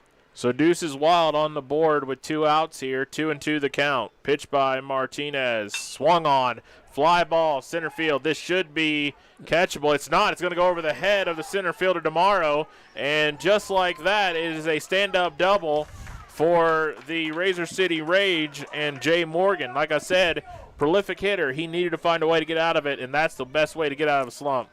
And Reese Eichen coming up to bat now. He's the third baseman today. He was the pitcher yesterday against Rock Springs. So he'll come up wearing big number 14. Eichen stands in, crowds the bag at home plate. Long look over, and now a pitch in there for strike 1. Boy, that was a good pitch, too, right down the center. This is a gorgeous day here in Lander. The wind, as I say that, picks up. Thank you, wind. And it is a lot of fun out here in Lander. Yeah, we have a little cloud cover right now. Pitch is going to be outside for ball number 1. He started that motion while staring at Morgan there at second base, and the pitch just went a little bit wild. And he just faked out Morgan hard. Yeah, Morgan dove back into the bag. He didn't even have the ball in his hand. He just literally faked him out hard. Pitch on the way is inside for ball 2. A little high on that pitch. A little bit of cloud cover now. We don't have direct sunlight on the field anymore, and that breeze looks like it's coming in from the northwest now. Occasionally we get a little waft of it here in the crow's nest. Pitch on the way is swung on and foul. It goes off the top of the dugout where Cheyenne sits. And the first game was pretty much in cloud cover. It wasn't until we reached about 10 minutes before. It wasn't until we got to 10 minutes before game time of this one that the sun started popping out. Yeah, we've got showers scheduled for this afternoon, so we'll just have to wait and see. Pitch is swung on and missed, strike 3. So we will go to the top of the 4th, 8-0, Cheyenne leads. During winter storms, it doesn't take long for roads to turn slick. Snowfall is often accompanied by high winds, and blowing and drifting snow can make it difficult to see the road. Speed limits are based on dry pavement conditions and good visibility. Be ready to reduce speed and increase following distance. Crashes are twice as likely to happen when it's slick out, and it's usually because someone is driving too fast for conditions. Remember, when there's ice and snow, take it slow. This message is brought to you by WyoToday. Gotchi Rehabilitation and Wellness knows what it means to be on top of your game. For over 60 years, Gotchi has led the field in providing physical therapy, occupational therapy, and wellness in Thermopolis and their facilities in Worland, Basin, Powell, Cody, and Shoshone. Whether you're recovering from an injury, deconditioned, post-stroke, or just looking to take control of your health, you'll find years of dedicated experience paired with personal care at Gotchi Rehabilitation and Wellness. Learn more at gotchi.org. Your car or truck is an investment. When it needs repairs, you need someone you can trust to do the job right. Take it to Gunners Automotive. They repair all makes and models of cars and trucks, from oil changes to brakes, tires, and more. Gunners Automotive, 856-2288. Riverton's Hampton Inn & Suites is proud to sponsor our youth athletics in Fremont County. Fremont County school athletics provide our youth timeless experiences and lessons that can lead to success for life. Setting goals, teamwork, and hard work make young athletes into good citizens. Welcome back, everyone. We are in the top of the fourth inning. Cheyenne leads by a score of 8-4, or 8-0. I'm sorry. 8-0. That's the fourth inning. Top of the fourth. Man, this is a lot of moving parts, but Gay Andrian is going to be the first batter, and he scored twice already and has 2 hits in the game, 2 for 2. And now the sun back out a little bit, peeking out a little bit through the clouds, and there's still a conversation. Yeah, the Gillette manager has been chatting with the umpires, and now the Cheyenne manager comes over, and he's being he's doing a little what do you call that? Play acting down there. Oh, they're talking about the pitcher's windup for Isaiah Martinez. He comes up, but Yeah. he comes this way, which could almost, they're wondering if that's almost a balk. Oh, okay. So they're thinking about maybe a balk. With his hips turning towards second. Yeah. So the way Martinez pitches, then they're asking if what his pitching style would be considered a balk, which I didn't see anything that would suggest that. His hips, so he comes up, Yep. set, but when he turns, sometimes his knee actually goes towards second. Oh, okay. So that would be, yeah. Well, I'm glad we've got Kelly up here. Yeah, she, like I said, she has taught me everything I know about baseball, and so. Well, we're still having a conversation down there. The Gillette manager just threw up his hands, so apparently he lost the argument. Yeah, and like I said, Cheyenne coach was definitely putting on. He was showing the pitching style. Yeah. And he's talking to Martinez now, and they're saying that Martinez is okay with pitching, and he's showing basically Martinez what he's doing that the conversation was about. He's saying he's good to go. Martinez, they're saying at the next inning he will need to keep an eye on that. Yeah, so Andrian is up now, the shortstop, here in the top of the fourth inning for the Cheyenne Coyotes with an 8-zip lead over Razor City. Coach Reese had to go down there and even had got in on the conversation for the head coach of the Lander Lobos as that first pitch is in there for strike one. Pretty pitch, and Andrian backs out of the box. Takes a couple of swings, hits the bat on his shoe now, steps back into the box. Again, Andrian, the pitcher yesterday, that ball is inside. He had to raise his arms up to get out of the way of it. 1-1. Yeah, we're getting a little bit more sunlight. The clouds over to the west. We have a chance of precipitation this afternoon, and so we've got clouds floating around. Pitch is going to be in the inside corner for ball 3. I was going to say that was ball 2. Ball 2? Sorry. I was going to say that's what clouds do. They float around, don't they? They do. Yeah. Pitch on the way. That's high. Thank you. Ball 3. Okay, Andrian probably going to take this one, regardless of what kind of pitch it is. Yeah. Pitch on the way. He didn't take it. He swung at it, and that one is going to go in the gap. That's going to go over towards the fence. He's going to cross it, and he's going to stay at second. And that is a long double for the Andrian, yeah. For Andrian. Yeah, I told you that hit just in the front of the fence, and I tell you the wind wasn't blowing out to center. If that wind had been blowing out to center, that might have gone over the fence. Yeah, that one went right up against the fence. Vaught is the next batter. Sorry. You're good. Vaught will step in with runners at second base. Pitch on the way. He was looking to bunt there, and it's going to be a ball. And Vogt, or I don't know, are we going to go with Vogt? It's Vaught. It is Vaught. Is going to take it, so ball 1. Lean back a little bit. Pitch on the way. Swung on. It's going to go to third base. No play at third as the second base runner doesn't go. Now he goes, and so runner is now at third. And, with Vaught, he was looking to bunt and pretty much did the exact same job even on a swing. Dorian Pacheco coming up now with Andrian moving over to third base. Pacheco is the third baseman for the Coyotes. Pacheco will... You know, I lived in Cheyenne about 10 years. I never saw a coyote. Me either. Pitch on the way. Swung on, is going to go to the shortstop. He'll bobble it, and it is going to be a play at the first base. And they got him. And they got him. All right, so that goes 6-3 for the second out, but we have another run scored as Andrian crosses the plate, down 9-0. And so that will... Well, they need another run here to get the 10-run rule after 4. So that'll bring up Bryson Cobb. He's the first baseman. Pitch on the way. Ooh. High. Nice eye there by Cobb. Ball 1. Yeah, he has grounded out to the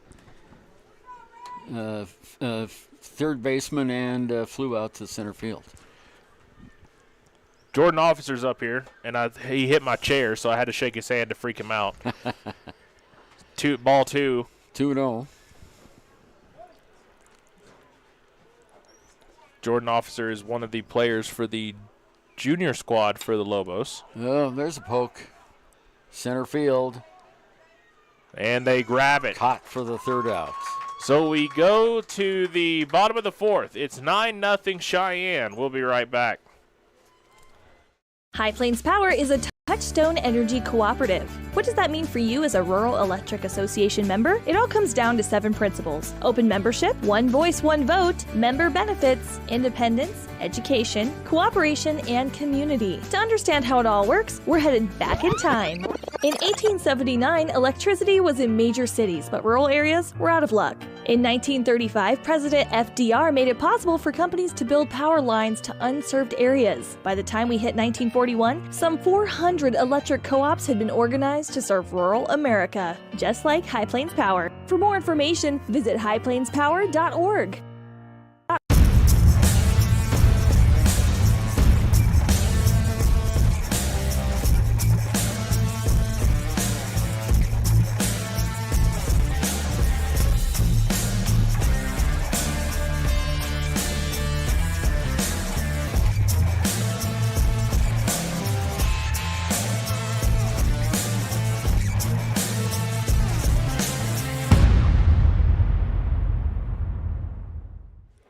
Welcome back, everyone. We are in the bottom of the fourth inning. Cheyenne leads by a score of 9-0. It will be the 4-5. Is it 3-4-5 hitters? 3-4-5 hitters: Keller, Bernard, and Terrell. And so Cheyenne leads 9-0, and Gillette is working from behind as they have trailed all game, obviously.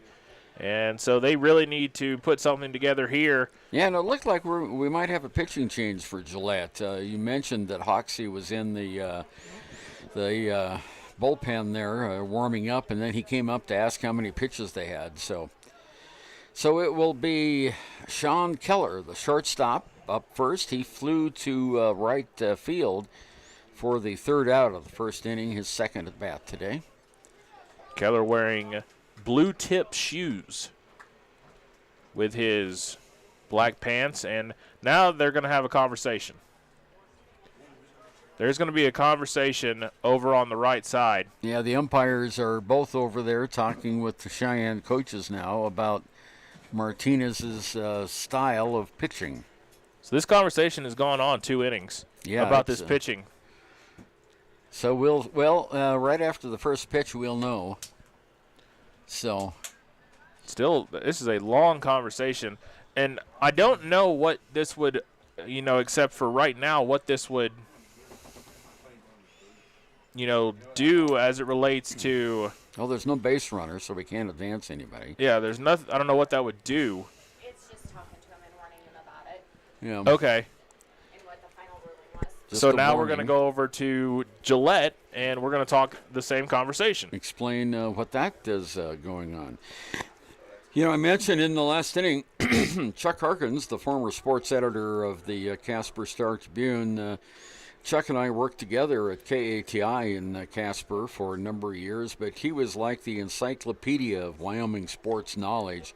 such a great guy. Of course, he's passed away now, but he had the extra points column in the Casper Star-Tribune for a number of years, and he was the one who relayed that story about the Gillette Razor Company wanting the Campbell County High School team to be named the Razors. And, of course, they did not do that. They stayed the Camels. And then here a few years ago, they made the second high school there in Gillette, and Thunder Basin, the Thunderbolts are the other team. Now the umpire is heading back toward home plate here, and he's looking at us. No, he's not going to say anything. We're going to go, and now Sean Keller, shortstop, is up first here in the bottom of the fourth inning. What's nice is calling these last 2 days, you get to know the umpires. So after the game, I kind of want to ask him what his conversation was. Yeah. Pitch on the way, swung on and fouled, or what just the explanation was that he gave, because I'm kind of curious. Well, Martinez didn't go into the sidewinder that time. That's when he has that motion towards second base. So he's just firing them right down the center. That pitch is going to be swung on and fouled off again.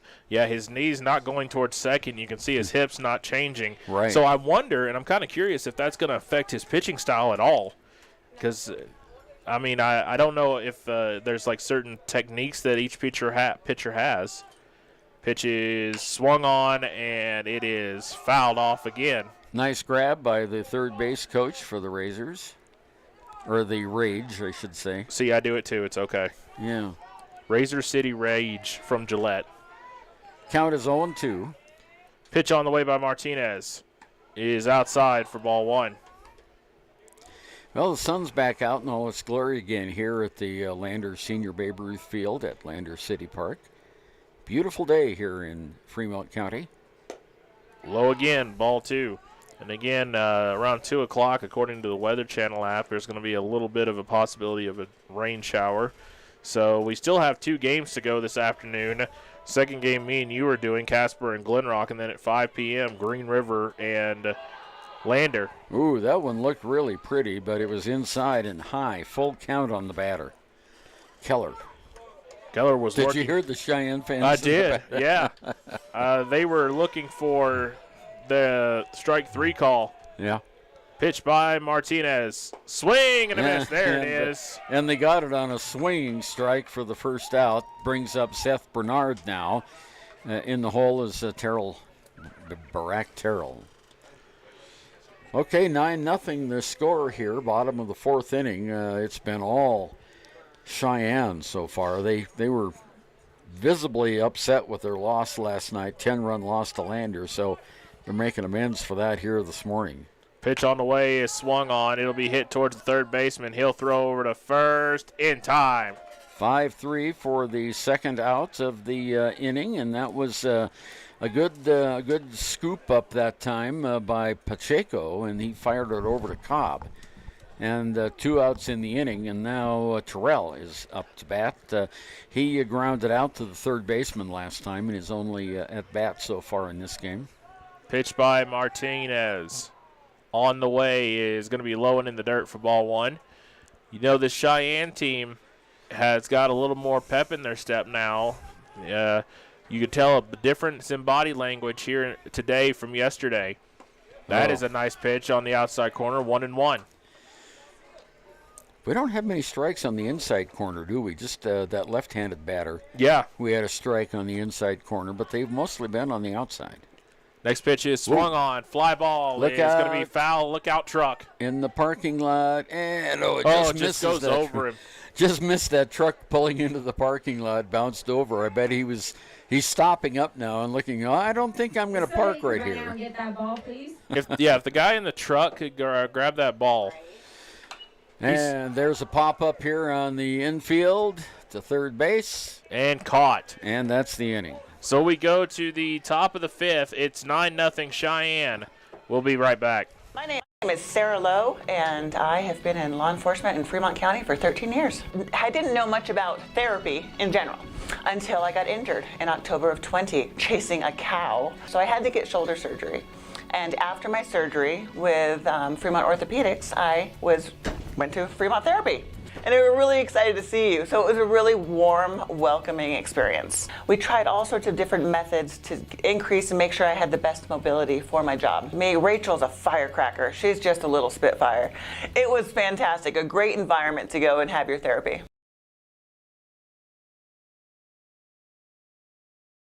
Hi, this is Terry Banker. I'm minister at New Hope Christian Church in Lander, Wyoming. We want to support the kids of this area academically, athletically, and spiritually. Our address is 630 Mount Hope Drive. Come to Sunday school at 9:30 and our worship service at 10:45.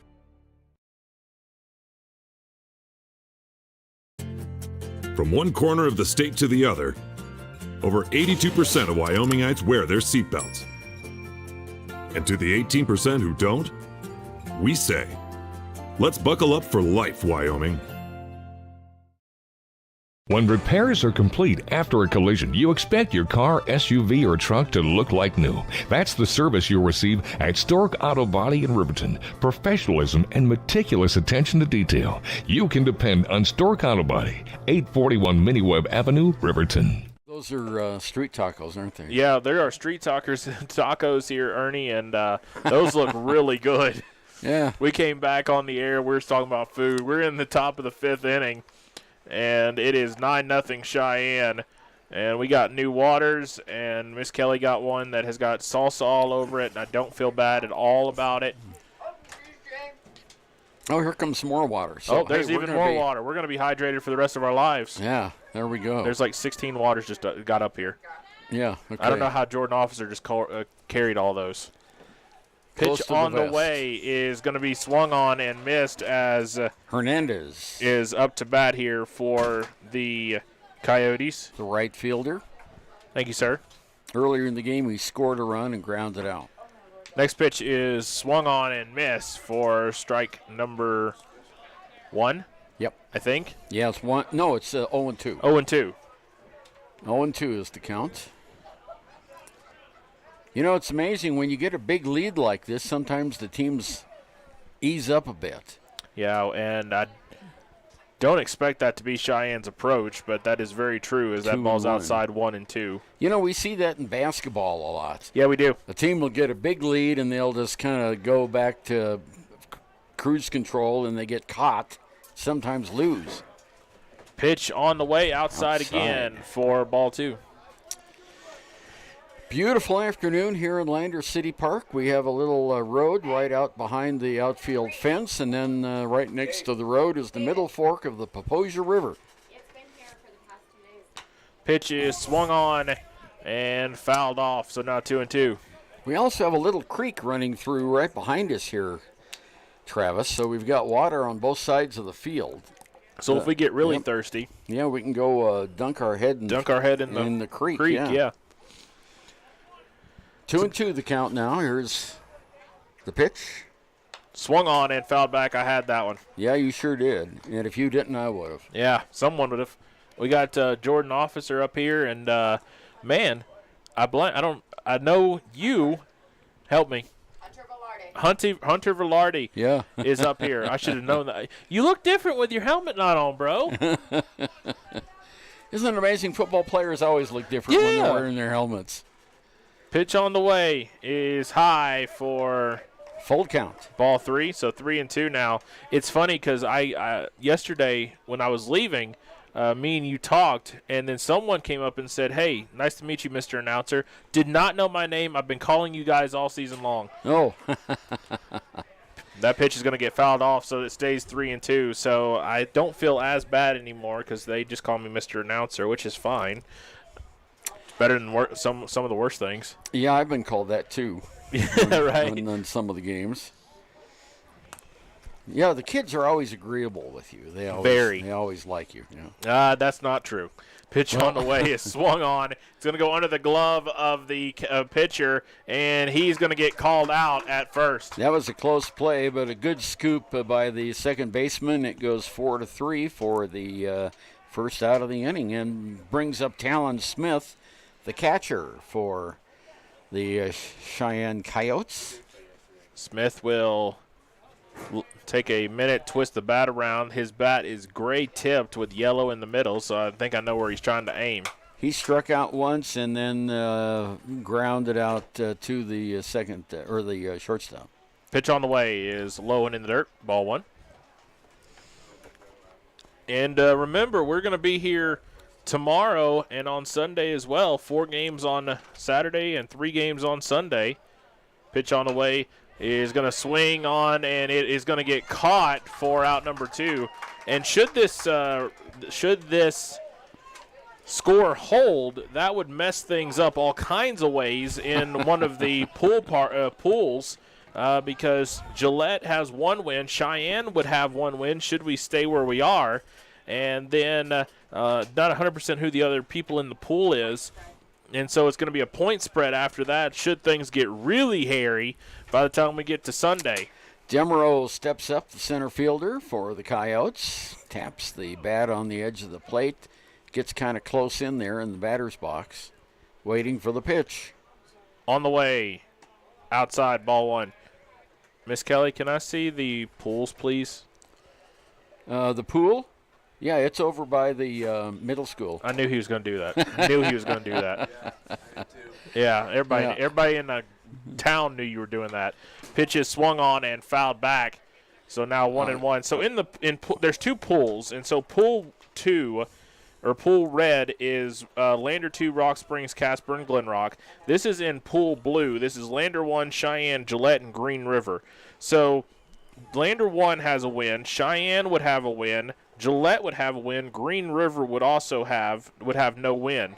So the blue pool could get all kinds of crazy. Lander 2 is also got 1 win. Rock Springs has 2 wins, so they're in.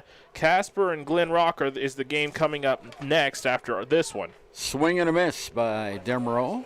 1-1 count. Pitch is swung on, and I think he swung on that and missed. No, he didn't. It was way outside. Okay, so now we're there. So 2 it's 2-2. Yeah. There we go. I was distracting Miss Kelly. I'm sorry. No, that's all right. Pitch on the way. Swing and a miss, strike 3. So Razor City got exactly what they needed. A 1-2-3 inning. We go to the bottom of the 5th. Cheyenne leads 9-0. Wind River Family and Community Healthcare has clinics located in Arapahoe, Ethity, and Riverton. We provide family medical services along with dental, optometry, behavioral health, physical and occupational therapy, and more. Our in-house lab and pharmacy at all locations make for a one-stop primary healthcare center for your healthcare needs. Wind River Family and Community Healthcare is striving for a stronger, healthier community because Wind River cares. More information can be found at windrivercares.com. Want access to local news, sports, events, and more? Download the WyoToday app. Now available on all platforms. Stream your favorite radio station, submit something to buy, sell, or trade for deals on the dial, or view contests and special coupons. Better yet, the WyoToday app is the best way to access free HD video of Fremont and Hot Springs County athletics. It's all at your fingertips. Head to your app store or visit WyoToday.com to download the WyoToday app now. Community Health Centers of Central Wyoming has locations across Fremont County ready to serve you at DuBois Medical Clinic, Riverton Community Health, and Lander Community Health Pediatrics. We accept all forms of insurance, including Medicaid and Medicare. Are you struggling to get medical care? Ask for their sliding fee scale. From family medicine to pediatrics, Community Health Centers are here to serve you. Call 307-463-7160 or visit chccw.org to schedule your appointment. Welcome back, everyone. We are in the bottom of the 5th inning. It is 9-0 Cheyenne, and there is a conversation going on down on the field. Coach Reese and the Cheyenne coach and 2 of the umpires are talking. Now Coach Reese of the Lander Lobos going over to talk to the Gillette coaches now that they've had the conversation with the umpires and the Cheyenne coach. And they're showing in the rule book, I'm guessing, what the definition of the balk would be. Carter Boyer, when play resumes, will be the first batter. He grounded out to the shortstop in the 2nd inning. This is his 2nd at-bat. Still having the conversation over there with the Lobos coach and the Rage coaches. Yeah, I'm 100% after this game going to ask the umpires just what the rule book does say and all that kind of stuff, because I'm kind of just interested for one thing. Second, this has been a conversation that's gone on 3 innings. Yeah, it sure has. Flag at center field is now limp, so we don't have any breeze here, and temperature was going to be in the 80s today here in Lander. Coach, the conversation appears to be over there. Maybe not. It doesn't look over to me. Coach Reese is having this conversation with the Razor City Rage coaches about the rule book, and now they're going to step off the field so they can continue that discussion. So now Coach Reese leaves the field now, and everyone takes their place. And Carter Boyer at the plate, top of the 5th inning for Razor City. Pitch on the way is outside for ball 1, and there's no first base coach for Razor City right now. Nope. Razor City has had 2 hits in the game. Next pitch is in the dirt for ball 2. Martinez now starting to show little signs of issue on the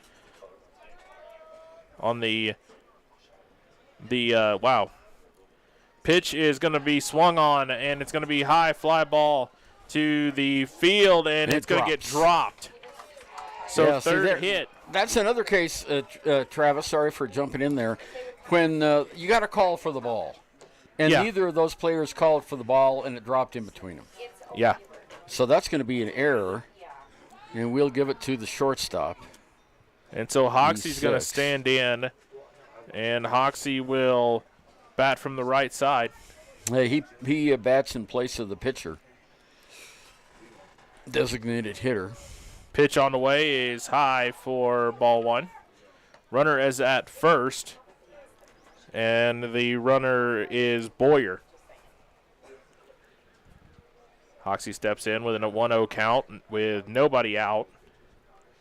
And pitch by Martinez as he looks over to first a couple times is swung on. It's going to be a light tapper to the third baseman. He'll throw over to first. Not in time. He gets by. Now he's going to try to get back in, and he does.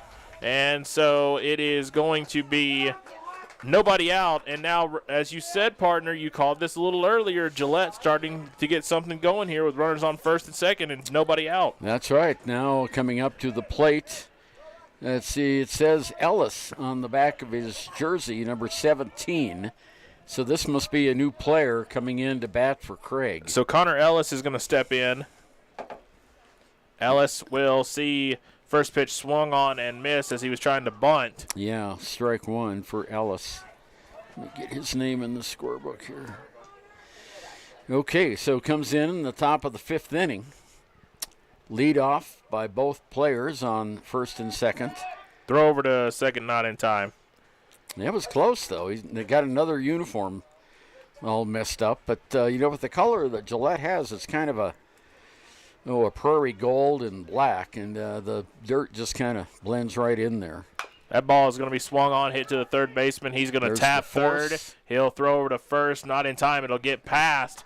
It's going to allow the runner at second to go to third, and they're going to hold him up. So now with 2 outs. And we got the bases loaded. Or no, not the bases loaded. We had 1 run come in, didn't we?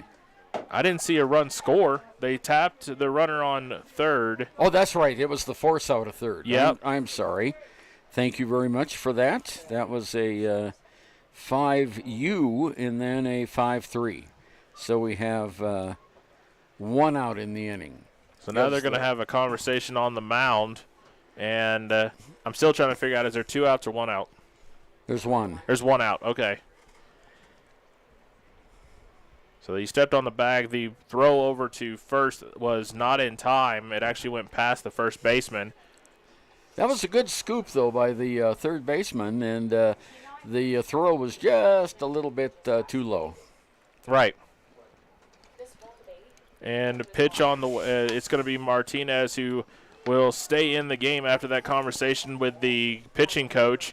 And it is going to bring up number 26, Austin Ham. Austin Ham. And we have runners at the corners. Pitch on the way by Martinez is going to be a strike, and then they're going to get a throw over to second. Now a throw over to third, and they got him. They're going to call him safe. Call him safe. Wow, that looked like it got him on the leg before he touched the bag, and the field umpire hesitated there momentarily. He thought about calling him out and then called him safe. Amazing, the base coach for Gillette called him safe. Yeah. Yeah. Trying to influence the call there, but we have a ball on. It's a strike. He called a strike on the outside corner, so now 0-1 count and 2 outs, or 1 out and runners on second and third. Throw over to third is not in time. They were trying to catch him between the bags with their throwing out there, and Cheyenne almost did, but he got back to third in time. So Martinez now will set, work from the stretch, kick, fire, and that's going to be striked. And he's still crawling back to the base, and he safe. Finally got back in there. He was crawling and crawling and crawling and still crawling, and he's finally touched bag. Well, the third baseman came in to get the bunt, and the shortstop had to run over to third base, and the base runner that time, Boyer, fell down, and it was, as you said, he was crawling. So now an 0-2 count here for Ham. Pitch on the way, swung on, and that's going to hurt. Oh, yeah, it hit the catcher in the hand, and he's doing the jitterbug out there in front of home plate. That hurts. Yeah. Okay, he's back. Now he's going to try to walk it off. I don't know how you walk off a hand injury. Oh, he is touching down both of the front of his shoes and bending over. He's hurt. Yeah. He doesn't feel good. He's hurt. Now the manager comes out to talk to him. I wonder if that didn't hit him in the hand. I wonder if that hit him in the knee or in the leg. Well, I'm not sure where it hit, but wherever it did, it smarts. Yeah, he's not feeling good right now. He's like, I'm not coming out. He's good to go, but, man, that had to smart. That was an 0-2 count on the batter Ham. So they had to have called a strike. They had to have called a foul tip on an 0-2 count. Yeah. Yeah. So pitch on the way by Martinez with another 0-2 count. On the way, sidewinder, and it got him. What a pitch. That is a third strike called on a swinging attempt, and now 2 outs. And top of the order. It goes back to the top of the order for Jay Morgan. And I'm looking at Talon Smith behind the plate. He still looks like he's trying to adjust and get some kind of feeling back wherever he got hit. Yeah, that smarted for sure. So pitch by Martinez is swung on and missed, and it is going to be strike 1 for Morgan. Well, he was swinging for the fences. Yeah, he sure was. He had a stand-up double the last time he was at bat. And in the first inning, he struck out. Throw over to third was not in time, and Jay Morgan wasn't even in the batter's box. Okay, now he is. So, yeah, now Morgan's in there. Martinez will set, kick, fire. Outside, ball number 1. Outside and really low, too. 1 ball, 1 strike, 2 outs here. And we're about to see how many people we can fit in this crow's nest. Throw over to Martinez is going to be fouled back and almost hit Jordan Officer. Yeah, went right behind us here. So now 1-2 as we are in the bottom of the 5th inning.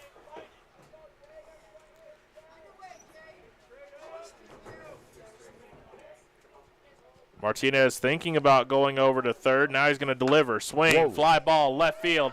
Let's see if the left fielder can catch it. He dives, and it's going to be a fair ball. That's going to score 1 run. It's going to score 2 runs, and it's going to be another double for Jay Morgan. 2 doubles in a row, and that scores 2 runs, so he gets 2 RBIs on that one. And Gillette is on the scoreboard. The Razor City Rage 9-2 now. Bottom of the 5th inning. Still 2 outs. That was a shot right down the line on the third base side, and it just fell fair. Yeah. Eichen is now the batter. Eichen will swing, and it'll go as a foul ball. Well, he didn't make a call, but it bounced over the bag. I thought it was going to be fair for a second, but it's a long strike. We need to give shout-out to the left fielder for the Cheyenne Coyotes. That was an absolute dive. He Supermaned that, trying to grab a hold of that fly ball just off the end of a glove. Pitch on the way by Martinez. Strike 2. Called strike. Right down the middle of the plate, and Eichen now takes a little walk. At the left fielder is Manzanares. Manzanares. I'll get it right, y'all, I promise. Yeah. 0-2 the count. Pitch on the way. In the dirt, ball 1. Just a little bit low, a little bit outside. The sun has returned, and so has the breeze from the north. Just a little bit of breeze. The flag is slowly waving out there in center field.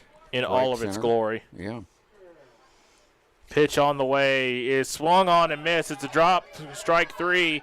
Throw over to first is in time, and that is going to end the 5th inning. So we go to the top of the 6th. It's 9-2 now in favor of Cheyenne. We will be right back with more from the Senior Babe Ruth State Tournament. Former University of Wyoming quarterback Josh Allen is worthy of Wyoming. 23 plays into my first start here at the University of Wyoming. I dropped back, kind of went through a progression. I saw the middle of the field kind of open up. I decided to lower my shoulder. His helmet went straight into my collarbone here. We landed on the 20-yard line. At that moment, I knew something was really bad. So Josh's collarbone was pretty bad. He had broken in multiple places, and it required hardware fixation with the plate in order to get it back together. It was devastating news to me and my family, just knowing that, it could have ended 23 plays in. We had no question whether we could perform the surgery here, given our wide range of varying subspecialties within orthopedics. I would recommend Premier Bone and Joint Centers. The thing that made me feel really comfortable with them was they made it feel like your own family. I think he'll have no problem performing in the NFL. His rehab and his recovery done very well, and I don't see any restrictions on him whatsoever. They want the best for you, and they won't steer you wrong. Let us show you why we're worthy of Wyoming. The choice is yours. Sutherland's Friends of the Family Plus Consumer Credit Card lets you choose from 5% off instantly at the register or special financing on qualifying purchases. That means no forms, no waiting, no rebates. You can choose 5% off instantly with your Sutherland's credit card. Got a big project? Choose special financing. The choice is yours with Sutherland's Friends of the Family Plus Consumer Credit Card. Subject to credit approval. Minimum monthly payment required. See store for details. Only at Sutherland's. Welcome back, everyone. We are in the top of the 6th inning, and it is going to be number 15 for Cheyenne. That is Jesus Manzanares. Will step in, so it'll be the 9, 1, and 2 hitters for Cheyenne. First pitch is swung on, half-hearted. It's going to go to the third baseman. Throw over to first is in time. All right, that was a nice grab by the third baseman over there. It was a little slow roller, and he charged the ball, put the glove down on the grass like you're supposed to, scooped it up, and then fired it over. So another really good play by Eichen, and it goes right over to Clifford for the out. So that brings up the top of the order for Isaiah Martinez. His first pitch is swung on, popped up. It'll be called off by the first baseman and caught by Cobb. All right, so that does that. Pop fly right to third base. 2 outs already in the inning. So it will bring up Guy Andren. Andren in the game is... Well, he has 1 base on ball and 2 doubles. So he's in the game. He is a dangerous hitter right now. Scored 3 runs for Cheyenne. Pitch on the way is swung on and missed. Strike 1. Valdez is still out there for the Rage. And we did have a substitution. Nathan Clifford came in and is now playing first for Bernard. For Gillette, yeah. For Gillette, yeah. 1-1 the count on the batter, Andrian. So 1 ball, 1 strike, 2 outs quickly here, top of the 6th, and that is outside, so now a 2-1 count. And I'm looking over at the trees on the other side of the river here, and just a little bit of motion. Ball is low for ball number 3. Yeah, just slight rustling of the trees over there. The the Casper Valor have arrived here this afternoon. Walked in. That's going to be ball 4. Base on balls for Andrian brings up Tristan Vaught, and he has scored 2 runs and has 1 double in the game and a ground out. So runner is at first in Andren. Has he been? He's been on bat. He's been on base every time he's came up to bat. Yeah, he scored 3 runs already in the game, and he knows that, does Valdez. So he throws over to first and not in time. Very pretty atmosphere here in Lander. If you've never been to Lander City Park, it's full of cottonwood trees and lots of grass, and we've got a river on one side and a creek running through the other. Lots of shade. Ball 1. Yeah, shade is moving in a little bit in the foul ground on the right side. Pitch is in the dirt, and no throw to second, and they'll give it to him with 2 outs. Yeah, and the problem there was he couldn't get the ball out of the glove. Otherwise, he might have had a throw. So it is 9-2 Cheyenne, top of the 6th inning. Pitch on the way is high. Another ball. So now it is 2-0. I have 3-0 on the count, but I'm not sure. Pitch on the way, outside, ball 4. So you were right.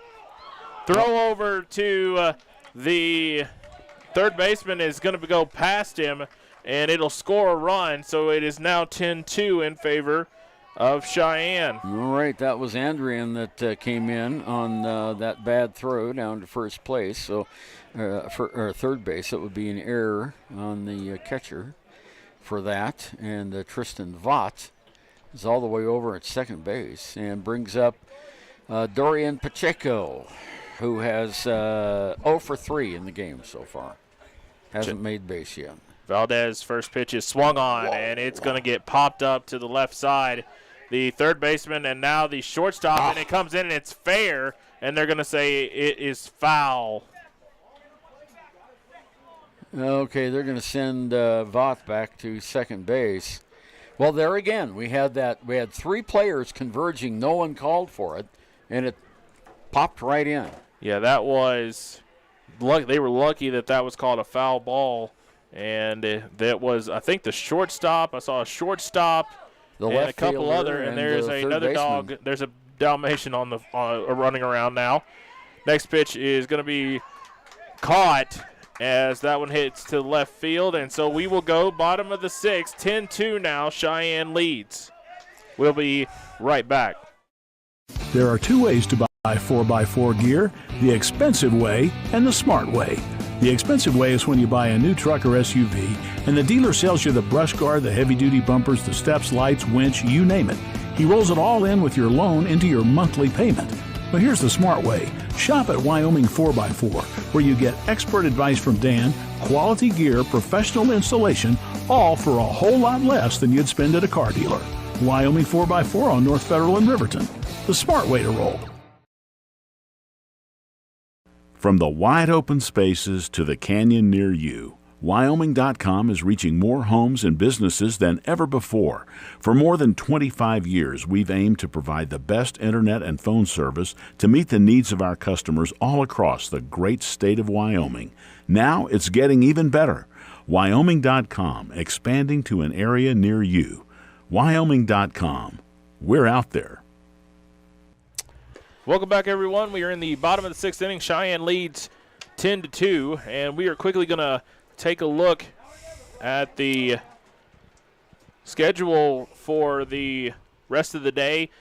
At 3 p.m., me and Ernie will call the Casper versus Glen Rock matchup, and then at 5 p.m., not 6 p.m., 5 p.m., it will be Green River and Lander to be the nightcap for day 2 of this state tournament. And Ernie, you've called 2 games with me now, and your thoughts. Well, I tell you, this is exciting baseball. We saw one really drubbing, and then we saw 2 really good games.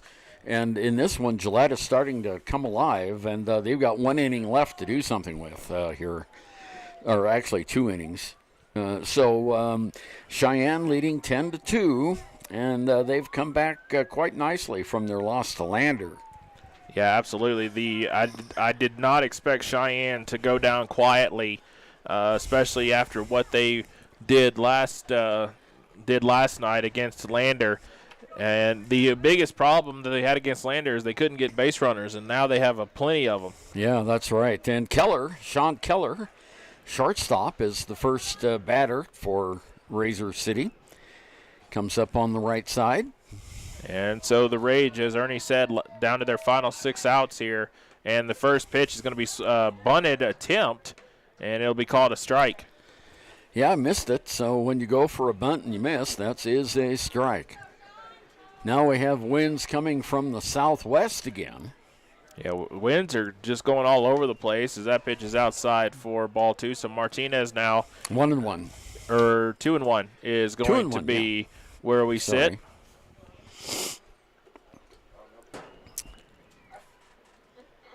Pitch on the way is swung on, fly ball left field, and this one is gone. Boom, home run. What home a run for smack. Keller.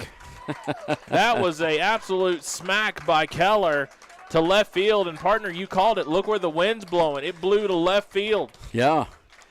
And that hit right out in front of that red SUV that was coming into the park, and it bounced. And I don't know. I think that one might have ended up in the river. Yeah, that one might have ended up in the river. So anybody who likes to swim, I've got your calling now. Yeah.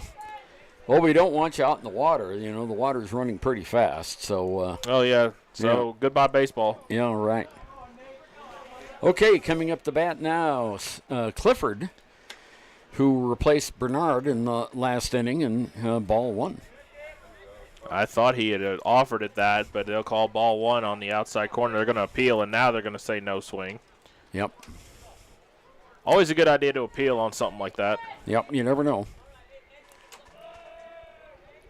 So Martinez now, 10-3 the score, pitch on the way. Ooh, nice pitch is on the outside corner, 1-1.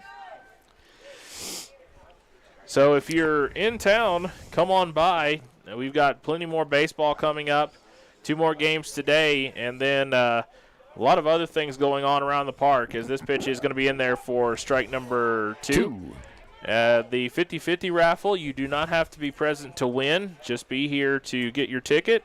And there's snow cones. There's Far East Foodie is out there. As that one is going to be on the outside for ball 3 all of a sudden? No, ball 2. Okay. Yeah. So Hunter is just throwing me off. That's what he's doing. Yeah. So 2-1. Swing and a miss. Strike 2, and that's strike 3. That's strike 3, yeah. Strike swinging for the first out of the inning. And now Barrick Terrell coming up.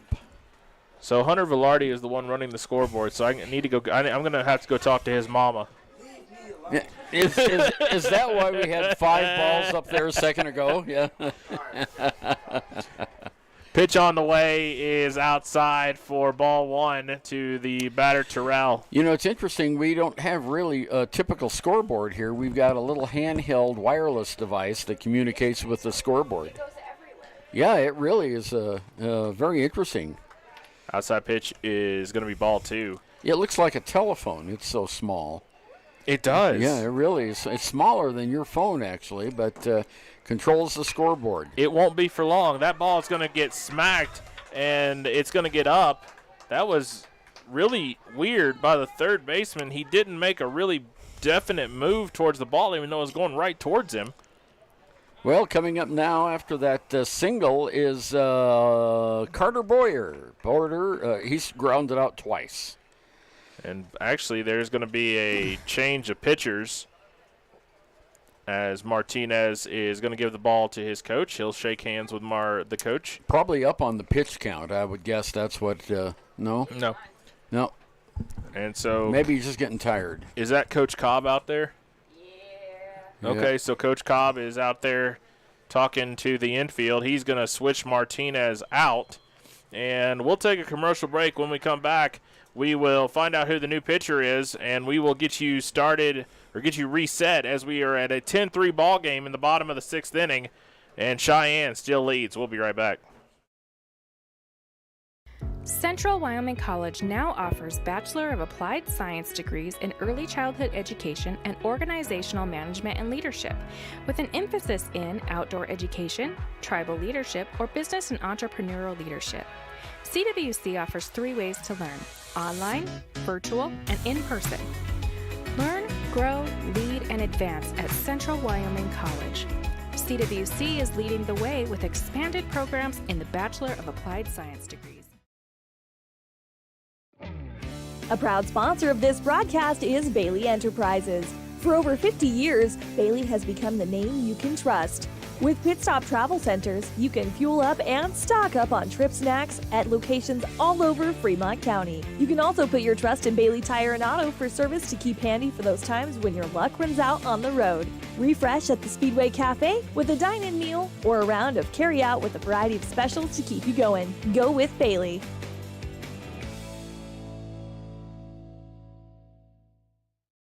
Why should you choose Lander Medical Clinic or Western Family Care for your health care?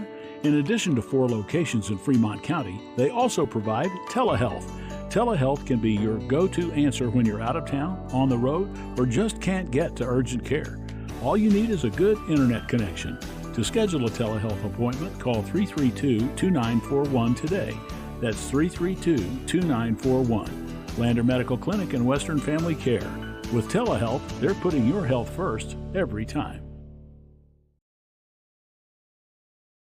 Riverton Vision Center offers comprehensive eye health exams, highly trained staff, and a large selection of fashion eyewear and sunglasses. Dr. Frazier, Dr. Hinkle, Dr. Ballard, and Dr. Davis offer over 70 years of experience. Call Riverton Vision Center at 856-9451 to schedule an appointment today. Back again at Lander City Park, the state senior Babe Ruth state championships were in Game 2 today. Earlier in Game 1, Rock Springs beat the Lander first team, or the Lander second team. And so now this is the second game. And in this one, we have a 10-3 lead by the Cheyenne Coyotes. And coming up to bat now for the Gillette, the Razor City Rage, we have Carter Boyer, the second baseman. Boyer will see first pitch swung on, fly ball. It is going to go over the head of the left fielder, and that's Martinez out there in left, and that is going to score. It's not going to score a run, but it's going to get runners on second and third now with 1 out. Yeah, Terrell moves over to third, and Carter Boyer goes to second, and we started to see this turnaround coming. So now we've got a runners in scoring position and a 7-point lead by the Cheyenne Coyotes. The new pitcher will set fire and deliver. That new pitcher is Ray Worth. We saw him yesterday at the very end of the Lander 1 game last night. Worth will set with a 1-0 count. Boyer will wait and swing and miss, and it'll be fouled off for strike 1. Yeah, a little foul tip there, and the ball goes about halfway between the screen and the batter's box. 10-3 the score. 2 runners in scoring position now for Razor City, and a 1-1 count on Hoxie. Is that not Boyer? No, that's Boyer. That is Boyer, and Boyer. No, it is Hoxie. You're right. That ball is going to be missed, and it's going to score a run. So now 10-4. Gillette is starting to come back here, partner. Yeah, the wild pitch there, and the couldn't handle it, and so we've got runner at third now, and 1 more run in. So we've got 2 runs in the inning, 1 out, and it's 10-4. And we saw this Gillette team. You mentioned it earlier in this game when they played. Earlier yesterday, this is what they do. This is kind of this is what their MO is. They were behind 5 runs to Rock Springs. Yes, they were. And came back and tied it up. So they are down 6 runs now, 10-4. Still just 1 out as that pitch is outside for ball 1. Runner at third is Carter Boyer. And so now Cheyenne leads, like you said, by 6. Runner is at third.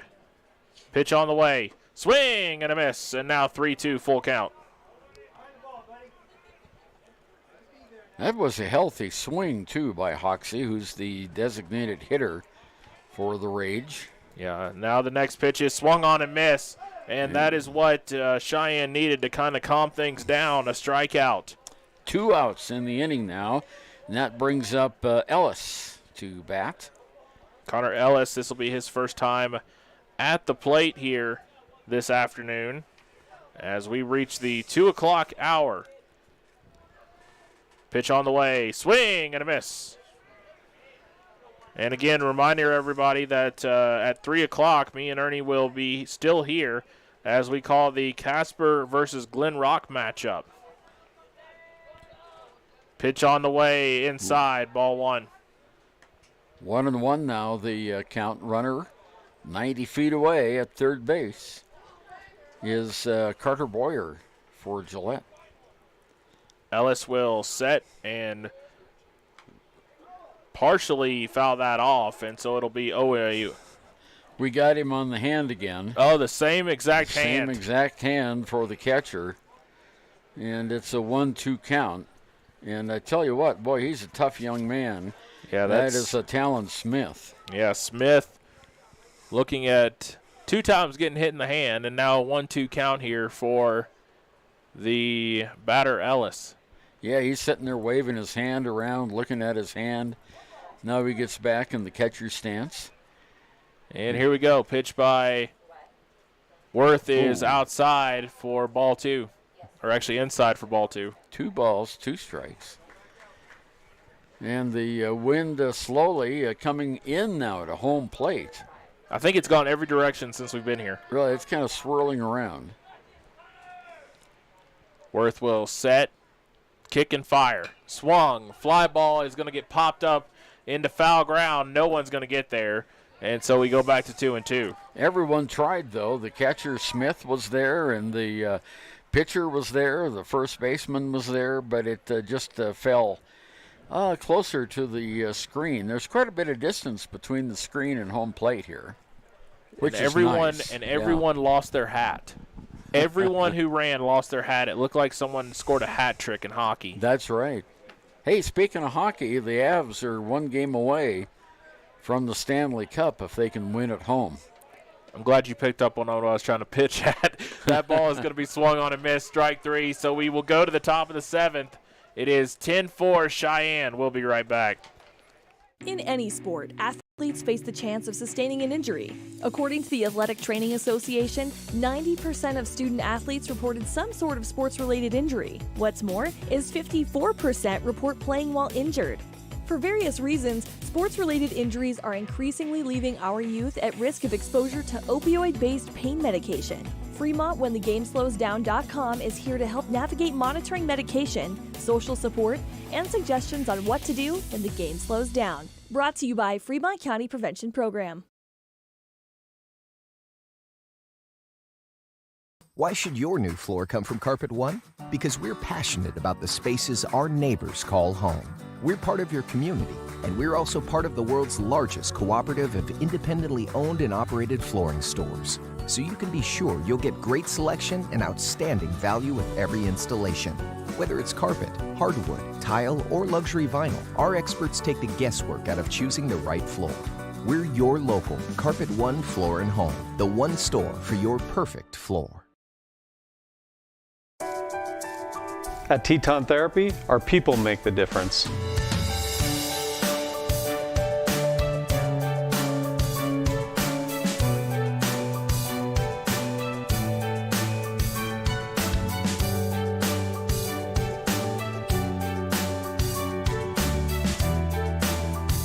You can live pain-free.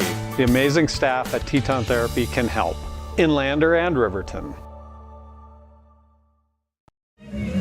New pitcher on the mound for the Razor City Rage as we go to the top of the 7th. It is going to be Hoxie who comes in and will try to give the Gillette Razor City Rage the opportunity to walk it off here in the bottom of the 7th inning, but they got work to do first. 10-4 as Cheyenne leads, Ernie. Yeah, they need 6 runs to tie and 7 to win, and we've seen them come back before. They had 5 runs in that game against Rock Springs late in that game, and they came back and tied it up, but then lost in the bottom of the last inning when Rock Springs scored 3 runs. Yeah, this actually, I'm trying to, hold on. It was Casper, Rock Springs. Green River played Gillette yesterday. Remember that? We were there. Oh yeah, it was Casper. It was Casper who played Rock Springs. That's right. Yeah. So it was Gillette. The Razor City Rage had a run rule win over Green River. That's right. That's yeah, right. That there we go. I knew that didn't sound. I'm surprised Kelly did not correct me at all. You haven't listened all game then, because we've been wrong all game long. So it's Gillette who beat Green River yesterday, and it was a mercy rule win, if I remember correctly. Casper, yeah. And then Casper Casper played Rock Springs yesterday, and Rock Springs won by a final of 12-9. Yeah. Mm-hmm.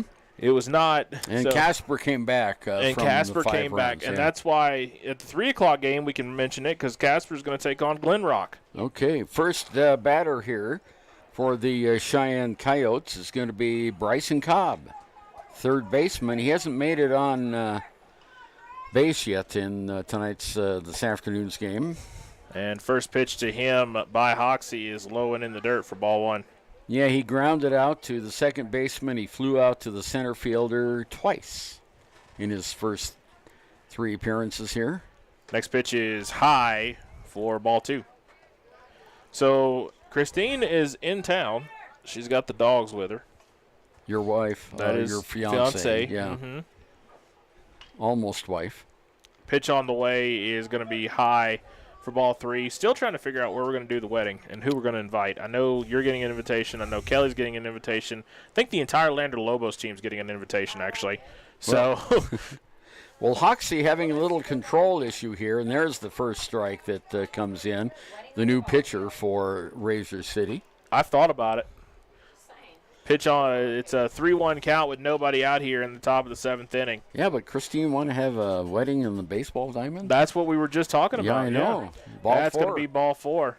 Base on balls for the first Cheyenne Coyote, Bryson Cobb. Now Nate Hernandez coming up. He's hit a double, grounded out to first base, and grounded out to third base. Could you imagine next year's Senior Babe Ruth State Tournament? It's not going to be here, but that'd be a really fun opening ceremony. Yeah. They had a helicopter land in center field. How about a wedding before the first pitch? Yeah, the helicopter brought the ball in for the opening ceremony. That was so cool. We saw that last year in Lander with football. They brought the football in for the first game of the year. Pitches outside for ball 1. And if you didn't get an opportunity to go see or was not here, didn't have an opportunity, go to our WyoToday YouTube page. The opening ceremony is there where you can see that fly-in. Pitch is high for ball 2. So Hoxie, like you said, partner, having a hard time finding the strike zone. Yeah, he's only thrown 1 strike so far in his first appearance on the mound. Next pitch is going to go high. It's going to sail on Hoxie. Glen Rock is over there on the left side. They're in their purple uniforms. They're going to be playing at 3 o'clock against Casper. Casper is right in front of us, or they were. They're going to be in their all-white uniforms with gold.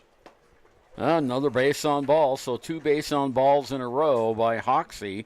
And now coming up for Cheyenne, Talon Smith, who struck out, flied out to the shortstop, and flied out to right field. And there is going to be another conversation on the mound, and the coach right there is not happy. You can tell by his body language. Well, you know, Hoxie was warming up in the bullpen, and he looked pretty good there in the bullpen. And then when he came out here on the mound, having a little control issues, I think they're just telling him to calm down. You know, look for the catcher's glove and go there. He's staying in the game. Yeah, that was a quick conversation by the entire pitching coach team and almost. the entire team pitching coach. Yeah, the infield was all there along with the pitching coach. Outfielders stayed where they were. They're playing straight away here for the batter, who is Nate Hernandez. Hernandez will see. No, I'm sorry, it's Talon Smith. Oh, Talon Smith will see his first pitch in the dirt. Nicely done by Ham to get in front of it. And the players advance, the runners advance on the pass ball. There is still nobody out here. No one out. Runners at second and third for Cheyenne. A 3-ball count on Hernandez. Pitch is ball 4. Outside. Is that ball 4? I had a 3-0 count. I guess I was wrong. Well, it's now 3-0. Yeah. Okay. 2-0. They're going to say 2-0. 2-0. Oh, this is Smith. I wrote down on the wrong player here. I'm sorry. Pitch on the way is going to be a strike on the outside corner, now 2-1. Okay. Get busy watching the game instead of keeping taking care of track. the scoreboard. Yeah. 2 balls, 1 strike, nobody out. Pitch on the way by Hoxie is high, ball 3. So now 3 balls, 1 strike, nobody out. He's thrown 9 balls and 2 strikes since he started this inning. And one of those strikes, I believe, was a foul ball. Yep. Pitch on the way by Hoxie is high, ball 4. Bases are loaded now. He's walked the bases. Loaded. So, Hoxie having a rough start. No outs. And Demeraux coming to bat. He was hit by a batter. He struck out twice. It's his 4th trip. So there's a conversation going on as Kelly had actually from up here had called time. They're going to have a conversation with the umpire down there. Don't know what the conversation's about, but they're going to now finish that conversation, whatever that conversation was, and we have time. There's a time called again, and now they're going to go out there and have a conversation. Where are the 2 officials? The 2 umpires. 2 officials having a conversation. Miss Kelly called time from up here. That's a first. I didn't know that was even a possibility, but there it was. So now the conversation is done and over with. And so now we're going to get an explanation. The field umpire is going to have a conversation. Nope. And nobody's going to have a conversation with anybody. So we're good to go. All right. So we have a Cole Demeraux at the plate. Demeraux will step in. Bases loaded. Nobody out here. Cheyenne leads 10-4. And again, as that first pitch is outside, strike 1. It's always the second game of the day that everything happens. That's right. We had a doozy yesterday. Yeah, second game of the day was the craziest game. And here, same exact thing, 10-4 is the score for Cheyenne. Pitch is going to go off the end of the glove. And play by Ham to Hoxie is not in time. So 11-4 now is the score in favor of Cheyenne. Yeah, and everyone advances a base on that, and it's 1-1 is the count. So now bases no longer loaded, and on that pass ball error, we have a run score. So that'll bring up Cold. Still Cold Demeraux. Demeraux is still there, 1-1 count on the batter.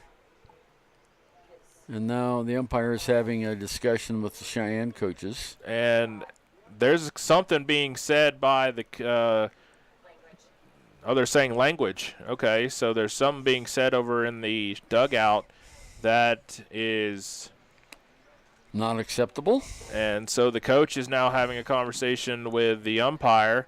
Umpire and coach are done with said conversation. And well, hey, look at that. Look at that. That's interesting. Demeraux cleaned off the plate using the umpire's brush. I'm cool with that. Denbrough will now stand in. 1-1 the count. And pitch on the way. Is in the dirt. It's going to get away from Ham, but he'll get right in front of it to make sure it doesn't go far. 2-1. Tell you, at third base, Nate Hernandez was taking a really big lead off that bag. Hernandez is at second, and is that Cobb at third? No, Cobb already scored. Hernandez at third. Talon Smith is at second. Yeah. Pitches outside again, ball 3. 3-1.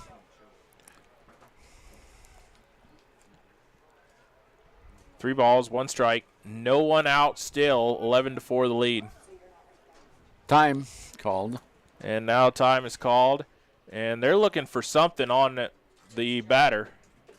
Yeah, the official is looking at his uniform. Oh, he's got a piece of jewelry on. Oh, so he's got to take it off. He's got.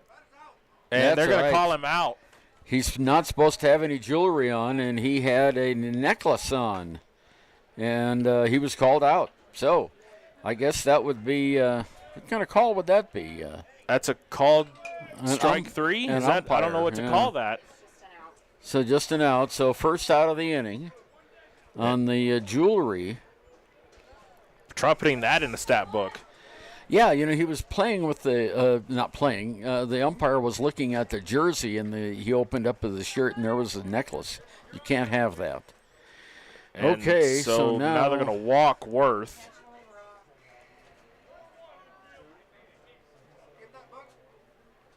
Yep. And so that will bring up Isaiah Martinez. Okay, so Worth is on base. We're loaded again on bases. What happened that time? It was an intentional walk. Oh, intentional walk. Okay. And now time's called. It's always the second game of the series. It is always the isn't it? second game, yeah. So hand me one of those waters. Yeah, sure. Yeah, thank you. It's hot, but there you go. Yeah. It's not that bad. Okay, here we go. Reset, everybody. Pitch is high for ball 1. Now, I'll tell you what, Hoxie's having trouble getting that ball in the strike zone. The 1 out was nothing to do with Hoxie's. It was just a jewelry issue. Isaiah Martinez at the plate. Pitch on the way in the dirt. It's going to get away from Ham, and he'll get in front of it. Nicely done, and nicely done by Hoxie to get up on the get up to the plate. Yeah, it didn't bounce away far enough for Hernandez to come in. So I'm kind of waiting to see what happens here on the Razor City side. The head coach is pacing back and forth on the left side, now stands right in front of the dugout. Big lead at third. Another ball in the dirt. Well, Hernandez was anticipating that time that there might be another pass ball, and he was halfway down the baseline. So here we go now. 3-0 the count with 1 out. And Hoxie will set. Long set. Throw over to third. Oh, they got him. Yeah, they got him. I was saying he had a real long lead and just a little bit too long, so Hernandez goes out to 1-5 for the second out of the inning. So now we have Andreen. No, we have a 3-0 count on the batter Martinez. So 3 balls, no strikes. So count. let's see if Hoxie can get out of here. Now they're going to catch him in a pickle. Now they're going to catch the second base runner at a pickle. It's going to be possibly a throw over to the shortstop. Now a throw back over to second, and he drops the ball. Dropped the ball back home safe is Talon Smith. Smith was caught in a pickle, and now there's going to be a conversation. We've had a lot of conversations before and during this inning, haven't we? Yeah, this is 11-4. Cheyenne with the lead, top of the 7th inning here. In case you forgot where we were. Yeah. And so now they're going to have they're going to give a balk. They're going to call a balk on Hoxie. They're going to call a balk on Hoxie. So now we have officially seen everything. Yep. Smith over to third and Worth over to second. And 1 balk. So that was, we've had almost every kind of a call in this game. We've had home runs, doubles, triples, singles, balks, Jewelry. Ooh. Almost hit by a pitch. Is this going to be ball 4? So now bases loaded again. So another base on ball here, and that brings up Guy Andrian. And now I was waiting. And he's had 2 doubles. And I was almost expecting this with Hoxie walking multiple batters. They're going to drop the ball. He will drop the ball. He's going to go out. He's going to go to right field. And let's see here. Who are they bringing in? Center fielder? That was the center fielder, which is Dimro. No, that's the Coyotes lineup. Yeah. It is Jay Morgan. Now, who'd you bring in? Okay. So, okay, right field is going to move over to center, and then the pitcher's going to go to right, and then Jay Morgan's going to come in and pitch. All right, so we got that now. And the first pitch he throws in practice is a grounder. Okay, Morgan is now at 1. So we're going to take a commercial break while they let Jay Morgan warm up. It's 11-7 or 11-4 in the top of the 7th. It's Cheyenne still lead after 6.5. We'll be right back. During winter storms, it doesn't take long for roads to turn slick. Snowfall is often accompanied by high winds, and blowing and drifting snow can make it difficult to see the road. Speed limits are based on dry pavement conditions and good visibility. Be ready to reduce speed and increase following distance. Crashes are twice as likely to happen when it's slick out, and it's usually because someone is driving too fast for conditions. Remember, when there's ice and snow, take it slow. This message is brought to you by WyoToday. Gotchi Rehabilitation and Wellness knows what it means to be on top of your game. For over 60 years, Gotchi has led the field in providing physical therapy, occupational therapy, and wellness in Thermopolis and their facilities in Worland, Basin, Powell, Cody, and Shoshone. Whether you're recovering from an injury, deconditioned, post-stroke, or just looking to take control of your health, you'll find years of dedicated experience paired with personal care at Gotchi Rehabilitation and Wellness. Learn more at gotchi.org. Your car or truck is an investment. When it needs repairs, you need someone you can trust to do the job right. Take it to Gunners Automotive. They repair all makes and models of cars and trucks, from oil changes to brakes, tires, and more. Gunners Automotive, 856-2288. Welcome back, everyone. We are in the top of the 7th inning. 11-4 is the Cheyenne lead, and a new pitcher is in for the Rage in Jay Morgan.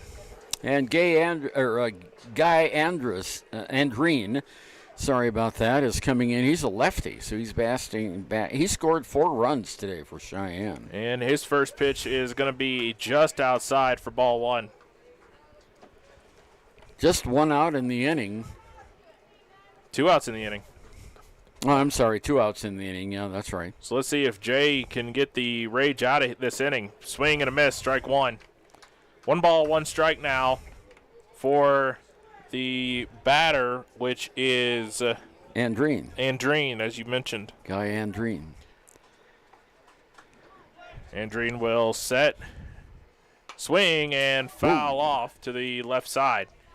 So now at 1-2. So best opportunity here for the Rage to get out of this inning, only down by a score of 11-4. Yeah, they need 7 runs in the bottom of the inning. Pitch on the way by Jay is low, ball 2.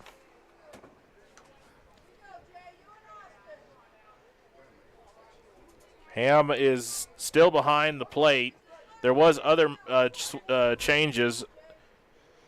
Pitch on the way by Morgan, swung on, fly ball. It's going to go through the second baseman's arms, and it is going to score 2 runs. And now there's going to be a pickle, and they will get him at it. So it's going to stay 11-4. So it's going to be 12-4. So the second run doesn't count? Just. Oh, I thought we had 2 people come in. Yeah, 2 came in. So it's going to be. Yeah. Yeah. So it's going to be 13-4. And then the runner got caught. So that was a 4U for the 3rd out. And so we're going to go to the bottom of the 7th inning. Gillette now looking at a 13-4 deficit. We'll be right back. Riverton's Hampton Inn and Suites is proud to sponsor our youth athletics in Fremont County. Fremont County school athletics provide our youth timeless experiences and lessons that can lead to success for life. Setting goals, teamwork, and hard work make young athletes into good citizens. High Plains Power is a Touchstone Energy cooperative. What does that mean for you as a Rural Electric Association member? It all comes down to 7 principles: open membership, one voice, one vote, member benefits, independence, education, cooperation, and community. To understand how it all works, we're headed back in time. In 1879, electricity was in major cities, but rural areas were out of luck. In 1935, President FDR made it possible for companies to build power lines to unserved areas. By the time we hit 1941, some 400 electric co-ops had been organized to serve rural America, just like High Plains Power. For more information, visit highplainspower.org.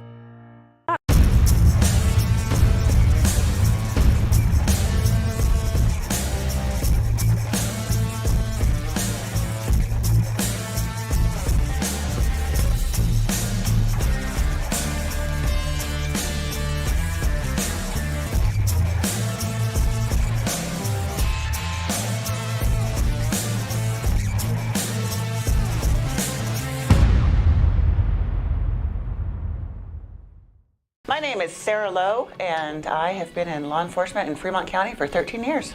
I didn't know much about therapy in general until I got injured in October of 20 chasing a cow. So I had to get shoulder surgery.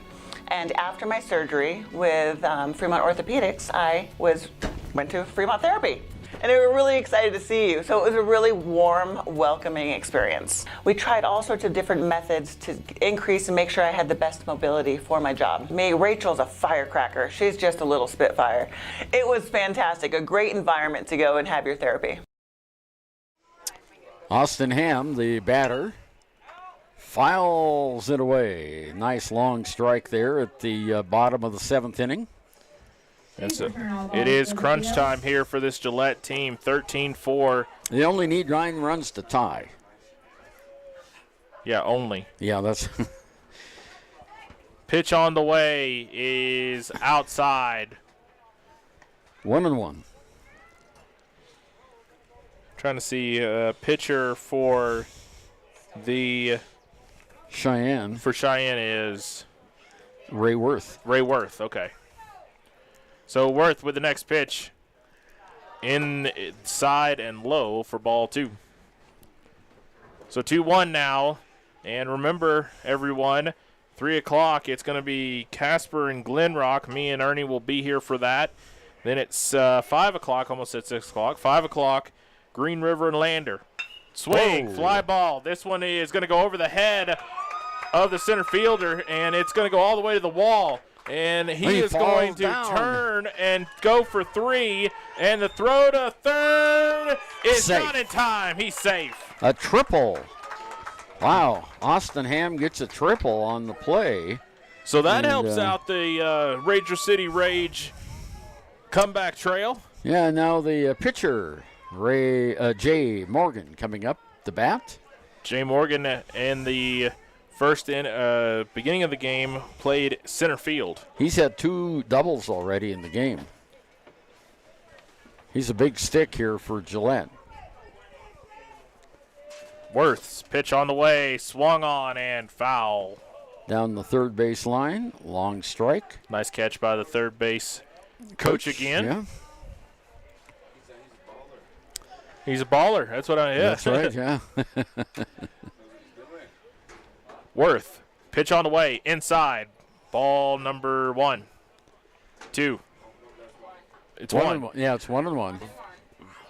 Velarde. 1 ball, 1 strike. Nobody out here. 13-4. Pitch on the way is going to go past the glove, and it is not even going to be attempted. Yeah, Ham stayed right where he was on third. He thought about it for a second, but the catcher got back there. Smith got back so fast that he turned around and went back to third base. And so we look at a 2-1 count here. Final 3 outs here for the Razor City Rage. They've got a runner on third. They'd like to bring him home. Worth will set, kick, and fire. Swing and a miss. Strike 2. Strike two. You know, we've got a great baseball game coming up at South Pass City, the Vintage Baseball. That's coming up here the week after the 4th of July up at South Pass City State Historic Site. That's a lot of fun to watch those games. Pitch is fouled off, so nicely done to battle it off. Does Morgan. 2-2, the count stays. And of the outfield's playing straight away. They're not shifted to one side or the other. His two doubles went over toward left center. There is a huge gap from center to right. Yeah, if Jay Morgan can put it right there. Pitch on the way is all got him. Strike three called. And so one out now, and it will bring up Reese Eichen. Eichen in the game was 0 for 3. He grounded out, struck out twice. And so Worth will set. Eichen will step in. Worth kicks and fires. Swing and a miss. Strike one. Actually, I think they called that a foul tip. Still strike one nonetheless. Yeah, a good healthy swing there by Eichen. They still have that big gap in right center. Center fielder is playing way over towards left. Yeah, he is. Pitch is swung on, and that is going to be a strike. Play at the plate is going to score. And so now 13-5 as Ham crossed the plate. Yep, and 1-1 the count now. Or no, that was a strike, wasn't it? Yeah. That's a 0-2 the count. So 0-2 now with the bases empty and one out here. 1 run in for Razor City. This Cheyenne team looking to put away Gillette here in the bottom of the 7th. 1 out, 0-2 count to Eichen. Worth will set now. Kick and fire. Swung on. It's going to be hit towards the third baseman. It'll ricochet off to the shortstop, and it'll go past the first baseman. Actually, he'll drop it at first, and so Eichen will be safe at first. Yeah, that's going to go down as a single, and the ball actually got to first base late. And we have a timeout called, and the manager coming out now to talk to the pitcher, and that's Ray Worth. Let's see, Worth is having a conversation with his catcher, as well as, I can't see if that's Coach Cobb out there. Number 30. That's we don't have the coach's numbers, do we? No, but I know Coach Cobb is the head coach here, and that's a quick conversation between him, Morgan, and the catcher Smith. Smith is going to take the walk back from the pitcher's mound back to his position, and we are back at it here as 1 out. Runner is at first. Yep. Sean Keller will step in. Pitch on the way. Swung on and fouled back. Straight back. Strike one.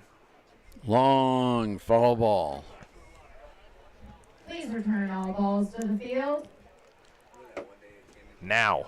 So we had a ball hit a windshield yesterday, huh? Yes, we did. A long fly ball, home run out to right's field there. And that ball's going to be high, and throw over to first is not in time. But, yeah, so the fly ball, it was a home run. It was the only run that Cheyenne scored yesterday in the game against Lander. It hit a truck just right over at right field and smashed the windshield. Oh, boy. Throw over to first, not in time. Miss Kelly has a picture of it somewhere. Yeah, that's in these small ballparks, you know, you have to watch out for where you're parking your car. Ball is going to be high for. Oh yeah, that's a pretty good dent in that truck windshield. Yeah, that's a nasty one. I bet it's you. Velarde took the picture of the windshield. 2-1 the count. Pitch on the way is high for ball 3. So now Worth starting to have a little bit of an issue here with 3-1 and a runner on first. Just 1 out and 13-5.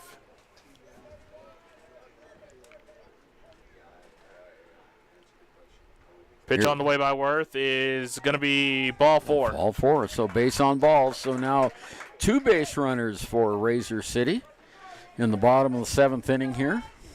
And that will bring up, that is Clifford. He replaced Bernard in the 5th inning. And so Clifford will stand in. First pitch to him is outside, ball 1.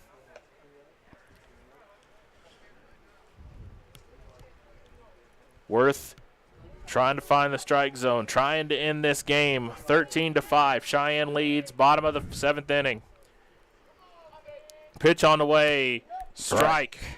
All right, that was a good one. So there's one of your inside pitch strikes. Yeah, that's only the second one I've seen this whole tournament. One Strike ball on the inside corner. 1 ball, 1 strike, 1 out. Pitch on the way, inside, same exact spot, different result, 2-1.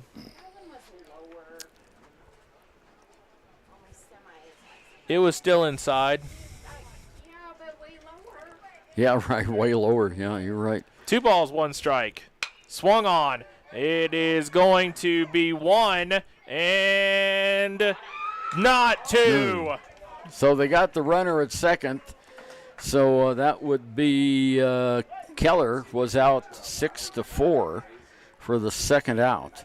And we have fielder's choice there. And now Barrick Terrell coming up. And now there's going to be a conversation between the field umpire and the Cheyenne coach while they look at Clifford on the right side. Well, there was no doubt he got him at second, and the play at first was really, really close. And apparently the conversation is good for the Cheyenne coach.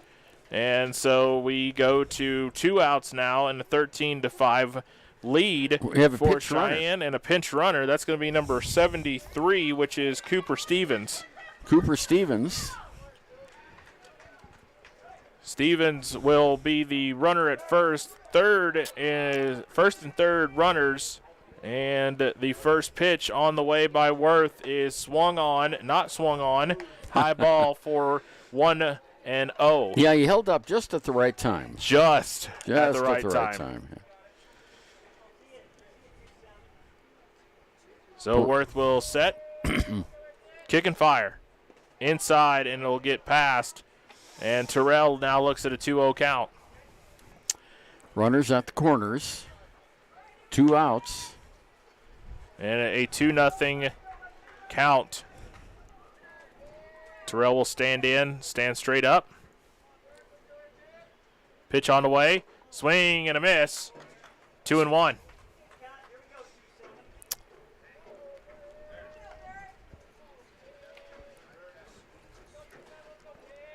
Steps in close to the plate. Very crowded on the plate. That pitch is going to be high, 3-1. Ball's going to go over the head of Worth and end up all the way at second base. Yeah, but the runner holds at third. So 3 balls, 1 strike here. And Worth will set, kick and fire. That's ball 4. Bases loaded again. So now things get interesting with bases loaded, 2 outs, and it is going to bring up Carter Boyer, I think. Yep. Yes.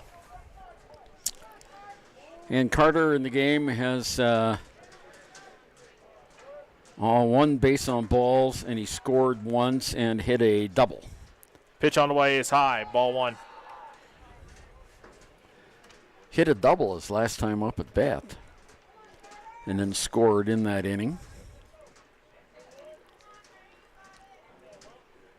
1-0 the count is on the way, and it's going to be hit towards third base, and he'll step on the bag, and that'll be the end of the game. Yep.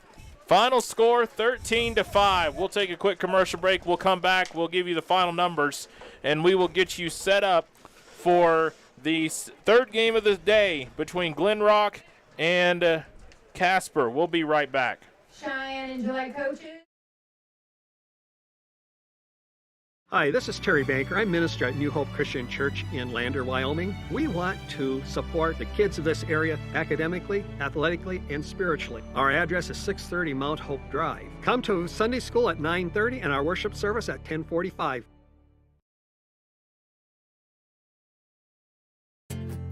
From one corner of the state to the other, over 82% of Wyomingites wear their seatbelts. And to the 18% who don't, we say, let's buckle up for life, Wyoming. Welcome back, everyone. Final score 13-5. Cheyenne is on the board with 1 win and 1 loss in pool play. And the Gillette Razor City Rage also are 1-1. So that makes things interesting as we go into the rest of pool play. And so we will definitely have to keep an eye on tomorrow when Gillette will take on Lander 1 in the first game of the day. And then this Cheyenne team will take on Green River at noon. So this is going to be one of those really interesting days coming up between those two teams as they play. And a lot could happen depending on what happens between Green River and Lander. And so a lot of things can happen here for this pool play in the pool blue. So we will say so long, and at 3 o'clock we are going to come up on the stream and we will get you started between the Casper Valor and Glen Rock. We'll take a little bit of a break and we will see you at 3 o'clock for that game.